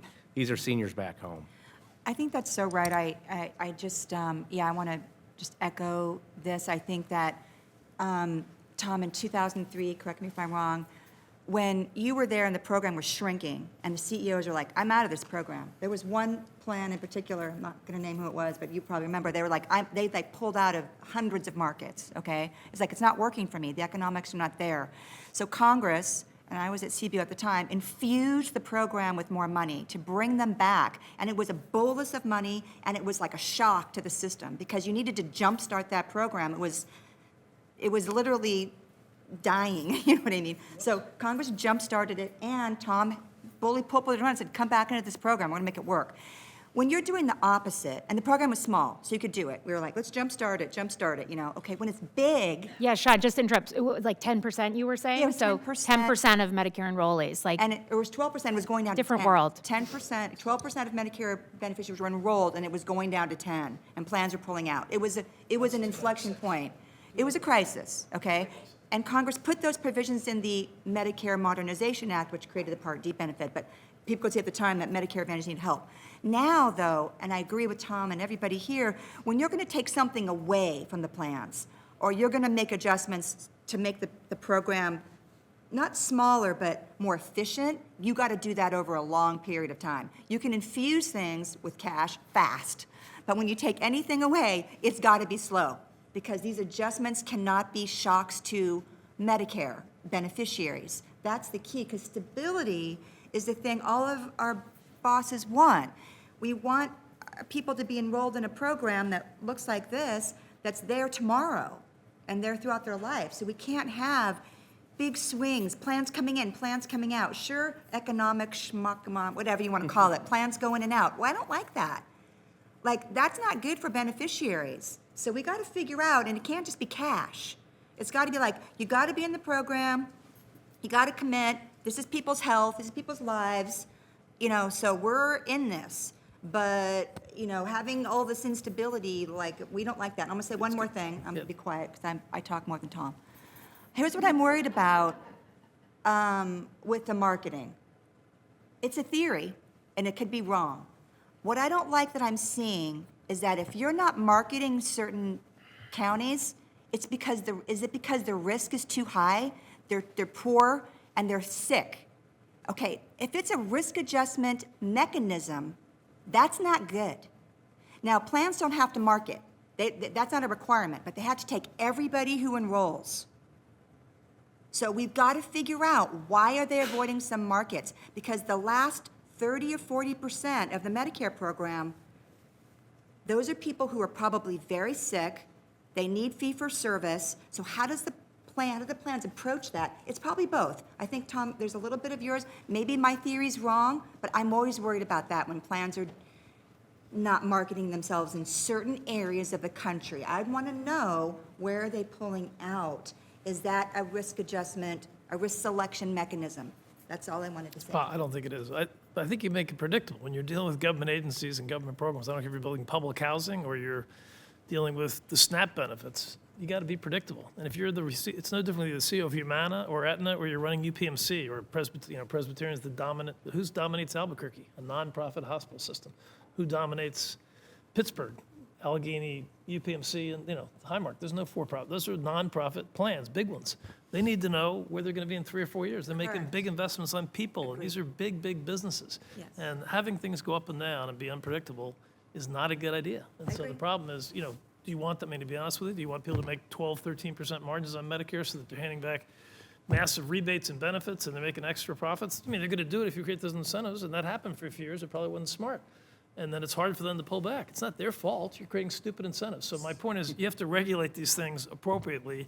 People in these big programs are happy, like they are with Medicaid managed care, which is now every state's big in Medicaid managed care. Boring, stable, steady, predictable policies is what you need. And I don't care whether you're for-profit or nonprofit, that's what they want to see, is boring, stable, predictable policies. And I'm good, who cares about me, but I'm just saying, as a policy analyst, if the plans are adjusting and making their own corrections for the economics, that's fine. They need to do that. No margin, no mission. I mean, you have to exist. I mean, in the United States, we deliver healthcare through organizations that need to pay people, wages and all that. They need to survive. So yes, but we're not in an inflection point, is what I'm saying, with payment. Okay, yeah, they're making adjustments. I'm a little bit worried about risk selection, using marketing for risk selection, but I don't think you need to infuse it with a bunch of cash. That's all I'm trying to say. That's a correction, not an inflection point. When 2003, that was an inflection point. And now we're sort of like, let the plans correct, and what else does CMS or Congress need to do on payment? Probably nothing. Well, and the one thing that I would say here, too, is to think about, while we're asking for stability, that's not to say that the regulators can't ask for more from the plans, to Tom's point. Let's tighten things down, but there's also a trade-off. We're doing, we talk about this, we just talked about, Joe mentioned the new rulemaking that's coming out. They're gonna be doing a 45-day notice in February. There's a compressed time frame for bidding. There's a whole machinery just around that. Why not do multi-year? Right? Why don't you have a 2 or 3 year contract? Maybe you tier it based on the stars, right? There's going to be administrative savings with that, right? But there's trade-offs. Then we're going to have, more consistent regulation or more transparency on some of these filings. There are different things you can do as a regulator that I think would remove, we're talking, a near $1 trillion program here. 1 or 2% is a lot of money, and that goes directly to our overall healthcare spend. So there's going to be a trade-off. It's not just putting more onus on the plans for just government regulation's sake, but there could be also some trade-offs to allow that long-term stability, get some of those changes that we need done, but do it in a way that kind of slowly brings things down, as opposed to the bumps we've seen in the past. Multi-year contracts as an option to seniors might be viable, because you certainly can't drive them to do it, because it certainly changes the plan economics. But I'll say one of my big bitches, because I'm looking around the room, I'm probably the only person here on Medicare. Anybody else here on Medicare? I think I'm the only one, sadly. And I can tell you, number one, having dropped off my old law firm's insurance policy last year and gone to Medicare and spending a lot of time on it, and then having many family members and friends call me because they think I know something as a former CMS administrator, it's a frickin' nightmare. Trying to pick the right plan, so going out, the information stinks. The whole brokerage, whole process of picking plans in 6 weeks a year stinks. The information's terrible. And if you're really going to do this, the ability as a senior to pick the right plan, Medicare Advantage, fee-for-service, I don't care what it is, still stinks. And that's a fundamental problem. I can tell you up close and personal, I know a lot about it. I had a hell of a time. It took me like 2 days And I've had many family members call me, it's not easy. So the idea of, and you did a lot of stuff last year before you got there about fixing the brokerage incentives, which are now better, but focusing on the process. I'm a huge fan of Medicare Advantage, not a fan still of Medigap, even though I have them on it. But giving seniors the ability to pick the right plan and know where they're going from the beginning is a huge factor. And I still think we got a long way to go to make that system a lot better. I have a follow-up, but Joe, do you have any thoughts before I? Yeah, I didn't want to step into the very lively conversation, but I wanted to double click on something that you said earlier, Tom, about like I'm a just medic, I can't hear you, speak up. about just trying to make sure that we're using the right combination of regulatory and non-regulatory levers. I think like one inflection point that we've seen with the MA program, among many things, is like we have a brand new redesigned Part D benefit that not only PDPs but also MAPDs are having to deal with and grapple with in different ways congruent to their different markets. And obviously there's regulatory options there, but I think as we've been working with the companies too, we've been trying to realize there's also a partnership aspect to it. And we want to be calling them to be reaching towards the same goal as us and stepping up. And we saw that when, like, for the first time for this coming contract year, we negotiated with PDPs that had high and variance in their bids, trying to make sure that we were keeping premiums controlled. We see that with the President's Most Favored Nation negotiations, which are the basis of negotiating, having the CEOs come in and work with us to try and deliver lower drug prices for Americans. And then the prior authorization pledge.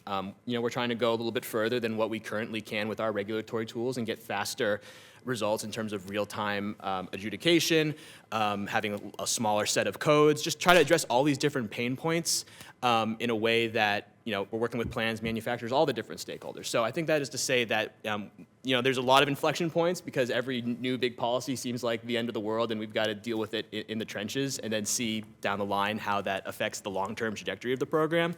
But I think it's definitely well taken that this is like a partnership, and this is a long-term relationship of trying to align incentives and make sure we're all working towards the same goal in the program. So that's how I think we see this, not only as a regulator, but as a stakeholder working with other stakeholders who believe in the same things we believe in, and ideally.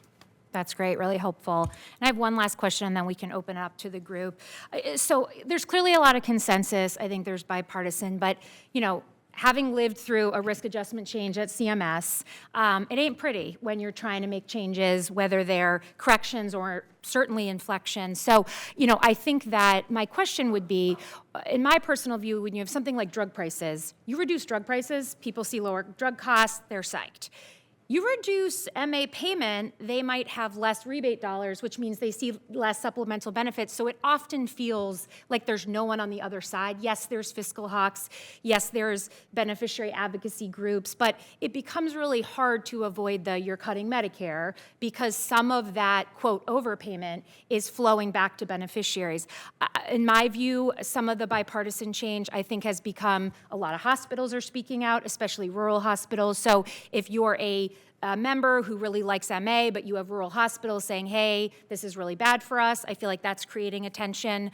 Some of the marketing issues, we heard Senator Marshall talk about that. I think, Joe, you've talked about some of those pain points. I know a lot of seniors were calling after the Joe Namath ads. If I had $1 for every time someone mentioned the Joe Namath ads when I was at CMS. So, there's, even if you like MA, there's some confusion there. So I guess my question to the group is, how do you get there? I think Sean, or maybe it was Brian, made the point of maybe it's a bipartisan where you do some things that help fee for service, which you're not just cutting Medicare, you're shifting resources around. So if you're a senior, you feel like, oh, it's a trade-off, it's not just going away. So, in the reality of the world we live in, with all those lobbyists that Tom didn't listen to, even though he was one, how do we really get there?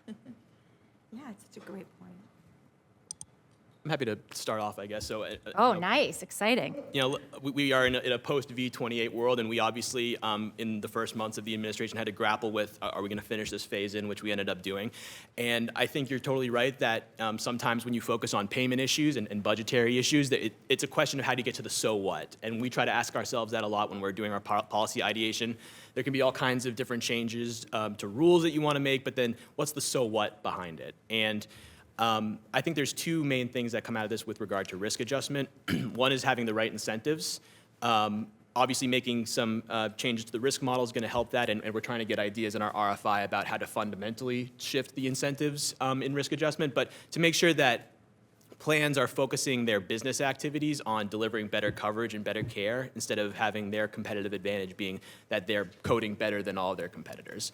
I think we want to make sure that we have a set of incentives within the program that is delivering value, and making sure that we're staying with the original purpose of risk adjustment, which is to make sure that there is adequate compensation for the different risks of the beneficiary population in service of the goal of giving them the right amount of care and the right kind of coverage that they need. So the incentives is one thing.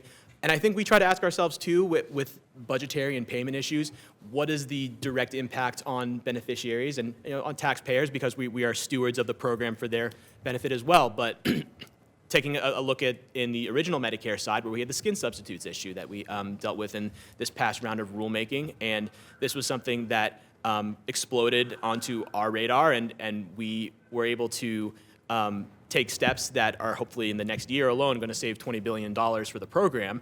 And in doing so, we're preserving future premium increases that would come from that. Those flow through into Medicare Advantage payments, which creates a vicious cycle.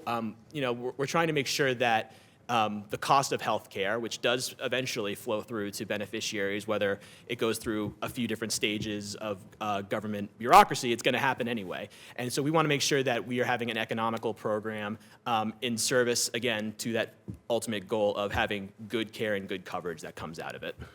And speed round for the rest of you, because I'm supposed to be on audience questions right now, so. I will just piggyback on what Joe said there. I think we looked at, and I think Sean, we talked about this some years ago, is think about like special needs plans. That's a subset of Medicare Advantage plans that really deliver high quality benefits to certain populations. There's different standards, model of care requirements, structure and process requirements, and the stars. They should all drive each other, and they weren't. So there's a whole lot of inefficiency in the system. So should we continue to do that, even though they have a really good idea behind them? If we're not seeing it ultimately in what we're going to pay for, whether that's stars or the base payment, but we're going to do all these other things, I don't think that makes a lot of sense. So I think we do need to take a critical eye on the regulations that we've got today to say, are they driving the outcome that we really want? Because plans are responding to the incentives that are there today. You can skip me. I already said enough. I don't know about that. Come on. First of all, risk adjustment is absolutely critical. If you believe in private insurance, you have to have risk adjustment. I was writing articles about risk adjustment, believe it or not, in the late 80s with Gail Walensky, former. There's no option. The option is how do you do it correctly? And because if you're going to, when I was on the board of Oxford back in the 90s, you got adjusted in your payment on age, sex, and geography. So we used to joke, you put the enrollment office on the 50th floor of a walk-up, because the last thing you want was anybody that was sick. Get healthy people, right? So you get nothing but 67-year-old marathoners. That was why we did risk adjustment. That's the right thing to do. The issue is how do you do it correctly? The biggest problem with risk adjustment the first day, and I'll get off my horse on this, was it was intended to be a risk adjustment originally against the plans in a zero-sum game. And because that data didn't exist, I left 2004, Mark McClellan came in and did it in 2005 and 2006. The data didn't exist. They basically risk adjusted it against fee-for-service. So everybody can be a winner. It's not the plan's fault. If you look at Medicaid risk adjustment state by state, or the exchanges, it's a zero-sum game. I'm very involved in Ohio Medicaid plan. Guess what? You send in your risk scores to the state of Ohio. They call you back and say, here's your score. If you don't like it, tough. You're a 9.5. The other guy's a 1.05, and it all comes out to a 1.0. That was the original intent. But because it was done against fee-for-service, it's nobody's fault. You're now at where everybody can pedal faster and become, the whole world can become 1.2. You can't change that overnight. You take billions of dollars out of the program and blow it up. But inevitably, it works way better when risk adjustment is a zero-sum game by county or by state or by region, because the plans police each other. If you go to Ohio and look at, does anybody get away with really aggressive risk adjustment in a state Medicaid? No, their competitors go wacko on them, and they go to the state and scream at them. So the biggest problem with risk adjustment at the Medicare side is it was always designed as you're basically pushing against air. And inevitably, over the long term, you got to get back to it being a zero-sum game. Risk adjustment is, by design, a zero-sum game. If somebody's a 0.9, somebody's a 1.1, period. You can't all be a 1.2. And I'm not advocating to get rid of that now, but as a long-term phase-in, that's why it works better in the exchanges, and it's why it works better in Medicaid. Zero-sum MA risk adjustment, you heard it here. I just think that's a really good point, and for history and, for understanding history, but for looking at the future, because, yeah, the plans right now lawfully are incentivized on risk adjustment because there's just practically no limit, right, on the number of, you work within the risk adjustment, factors, but it's not a zero-sum game. It's not, gee, I'm going to get an adjustment if I have cheaper people and, over here and more over here. It's, if you can code more, you get more money. That's what you have right now. It's So not the plan's fault. it's not. No, I'm saying it's lawful. It's completely lawful. And they're using the money, right, for extra benefits. So how do you regulate, what's the statutory response to that? If we're going to keep it like that, if we're going to have it be like it is today, how do you work within that? And that's a real challenge. And I feel like the RFI is going to hopefully get a lot of ideas there, because that's the program that we have, that's the chassis we have right now. And it's a big, it just creates all kinds of incentives plans, and how do you rein it in? Yeah. Okay, thanks. So I'm going to shift gears a little bit. We have a lot of questions in the remaining minutes about open enrollment, agents and brokers, marketing. So I will ask you, feel free to say you're on listening mode. That was my favorite line when I was at CMS.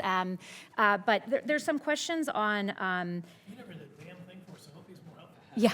Oh, come on. So, some questions for Tom second of how beneficiary open enrollment can be improved as a Medicare beneficiary. So you can think about that. But Joe, there were some questions on, you all have focused on improving, decision support tools and different ways to help making decisions. And so they're asking, how do the proposed agent and broker and other changes in the rule you just put out support specifically how beneficiaries make those decisions?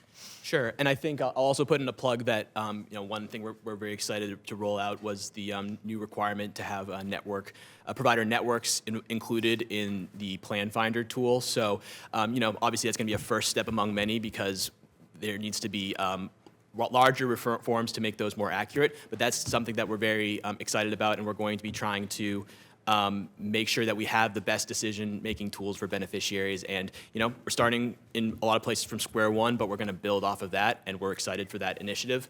For the marketing reforms, I think, to Molly's point, there are some bigger picture questions about what is the best role that marketing and agents and brokers can play in support of beneficiaries. And I think what we're trying to do is strike the right balance where we're trying to not also have regulations that might cut against that goal in some way. For example, it doesn't make sense for a beneficiary who expresses interest to have a meeting with an agent or a broker to have a waiting period when they're ready to talk right now. I think we want to have a little bit of a lighter touch in some of those places, while at the same time realizing that, if there are areas of abuse, we want to be aware of that and be good stewards of the program and make sure that we're supporting beneficiaries as best we can. So definitely areas where we can think about there, but that's how we're trying to think about this first tranche of proposals in this proposed rule. Great. And Tom, any big ideas of how we can make this less I don't have any big confusing? ideas. I just like to whine and bitch. Look, the Plan Finder's great, but the reality is there's a lot more that can be done. I mean, if you're a senior, given the technology we have and everything, you should be able at some point in the next few years get online and say, I live in Springfield, Virginia. Here's my doctor. Here's the hospital I like to use, X, Y, and Z, and much more efficiently find the right plan. I think it's just a matter of updating technology and spending a little money to have that happen. It's not CMS's fault. It just has to happen. There's people, if you went out and told, pick your favorite Palantir or somebody, they could probably do it in a week if you gave them the right data. I think that just needs to be done. Secondly, I think I'm not going to pick a fight with agents and brokers, but now that I'm an old guy, I guess I can. It's great, but you're talking about, it's a very funky business. I've been dealing for a long time. Agents and brokers should have a fiduciary responsibility to tell a senior about every plan, period. They shouldn't be out there representing, in my opinion, Aetna or Humana or Blue Cross. If you want to be an agent, great. You have a responsibility to say, I have the data. Here's the 17 plans available in Springfield, Virginia. Here's the right one for you. And if you don't give them the right choice and you're not getting paid differentially based on the plans, I have no problem with agents and brokers. They're very helpful. But they should have an incentive to make sure the patient gets the right thing. These are basically $15,000 to $30,000 per year subsidies per person, and they're taxpayer dollars. And there should be a responsibility for agents to get the senior the right plan. And if they don't, they shouldn't be able to do it. And it's a quirky business. Anyway, it's a very seasonal business. So you're getting pretty squirrely agents, brokers to begin with, because they're only doing it for a few months a year. Got it.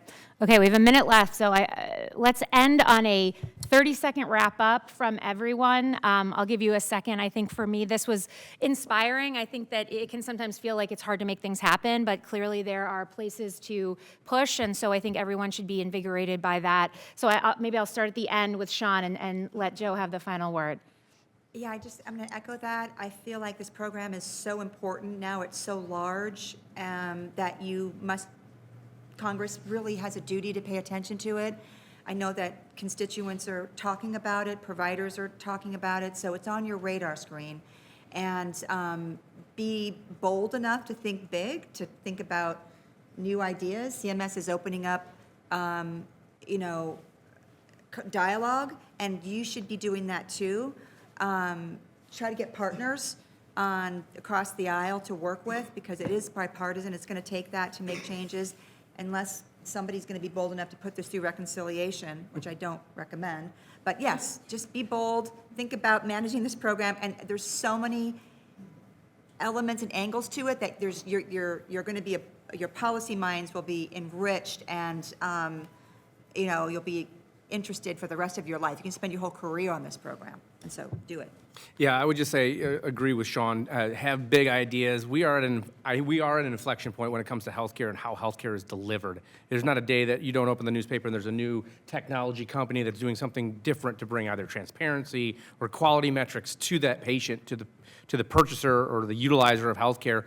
So for those of you that are in that, keep bringing those ideas forward. Where are the roadblocks?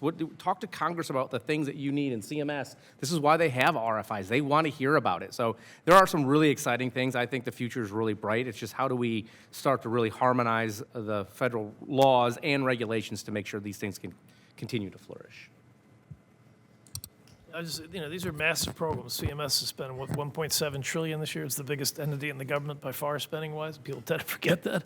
These things are unbelievably political, and we happen to, for better or worse, have elections every 2 years. And so everybody loves to talk about who's cutting Medicare and who's cutting Medicaid. And the only way to get changes done in the long run that make sense like this is to make them bipartisan. So, MA would never have passed without Max Baucus, your boss at the time, and Ron Wyden is still a close friend, I think. You can ask him.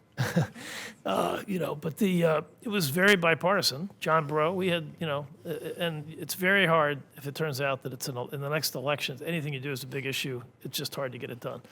So I just think you have to come up with a bipartisan consensus and make it technical. And I think to do that, as I said, you got to find the 10 biggest CEOs of the health industries and whatever else, and bring them in and get them involved from the beginning so that they're comfortable that there's a mission to be done over 5 or 6 years, and that you're trying to do this for policy purposes. Otherwise, it always becomes political, and it always melts down. Great advice. Yeah, I just want to echo all the great ideas and insights from the program and throughout its history. And I think we understand that, it's a heavy responsibility to try and continue to improve and iterate on this program in big ways and small. I think Dr. Oz has challenged us to think big and not necessarily be wedded to the way things have been, and to be open to rewriting the playbook in a lot of ways. And I think in some places we're already doing that, and in others we're looking for good feedback and good analysis about how to do that. But we've got some ideas, and we're going to try and advance those different goals of being truly the leading payer, not just in the number of lives and the number of dollars that we send out, but in terms of the example and the policies that we're setting that we know are going to have huge implications for the whole healthcare system. So I appreciate the opportunity to talk about that today. Great, thanks so much. And we can end on our closing remarks. All right. It's been a long afternoon, so I'm going to keep my remarks very short. First of all, I thought both panels were extraordinary, and starting off with Senator Marshall. I want to reiterate just a couple of points that I thought were important. One is we have seen a massive growth of this program of MA for a reason. I think Chris Pope actually did a very nice job of articulating what some of those reasons are. But the program serves a need that a lot of older Americans find incredibly useful, the ability to pull A and B and D and all the other stuff together under one roof and have a program that feels coherent with all of its flaws is very, very useful for a lot of Americans, and they voted with their feet. I think Molly said this, but basically $1 in $60 in the US economy goes to Medicare Advantage. It's an interesting number. And I think my sense is that any future of Medicare is going to have MA as a very large part. Whether MA grows to 65% or falls back to 45%, it's harder to predict, but it's going to be a sizable part of what we do for Medicare. And I think we heard from the first panel, and again reiterated in this one, that MA, as much as it has real substantial benefits, has real issues that need solving. We have got to deal with risk adjustment much more effectively. My personal view is that the star ratings, I have been a huge fan of like pay for performance, quality measures. It's like, I built my career on that and have become much more skeptical about our ability to do it well. And so, you know, there's a little bit of like humility in this of like, it was well-intentioned, good ideas, but I really wonder if star ratings are getting us what we want. But we have got to be able to look at those kinds of questions and maybe not overnight change those things, but to create a glide path to creating a more sustainable program. And I do want to just finish by saying two more quick things. Huge shout out to this administration. I feel like they've been very creative and very open to ideas about how to make these programs better, more sustainable. So thank you, Dr. Oz, but really the whole CMS team. And then finishing off with Andy and the Brown team for pulling this together. I thought this was Jared, who has been kind of our stalwart in DC. And you know, it's funny, when we started this effort in Washington, I had a lot of people in Providence asking, why do we have a Washington office? And why are we doing this? Like, is this going to lead to more grants? No, it's going to lead to more impact on the world. It's going to help us translate science and evidence into better policymaking. And having sat most of my life in the academic world, but for a little bit of time on the policymaking side, it is very useful when people with good evidence and good science come in a very open way to share that to help policymakers make better decisions. And that's the model we've been trying to promote. So huge thanks to Andy and Jared and everybody else on the Brown team. Thank you all for being here. Thanks to the panel, the first panel. Quick round of applause, and thanks everybody.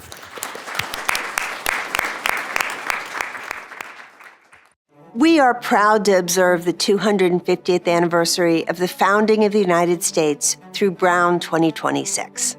The goal of Brown 2026 is to examine the important role of research and teaching universities in fostering open and democratic societies.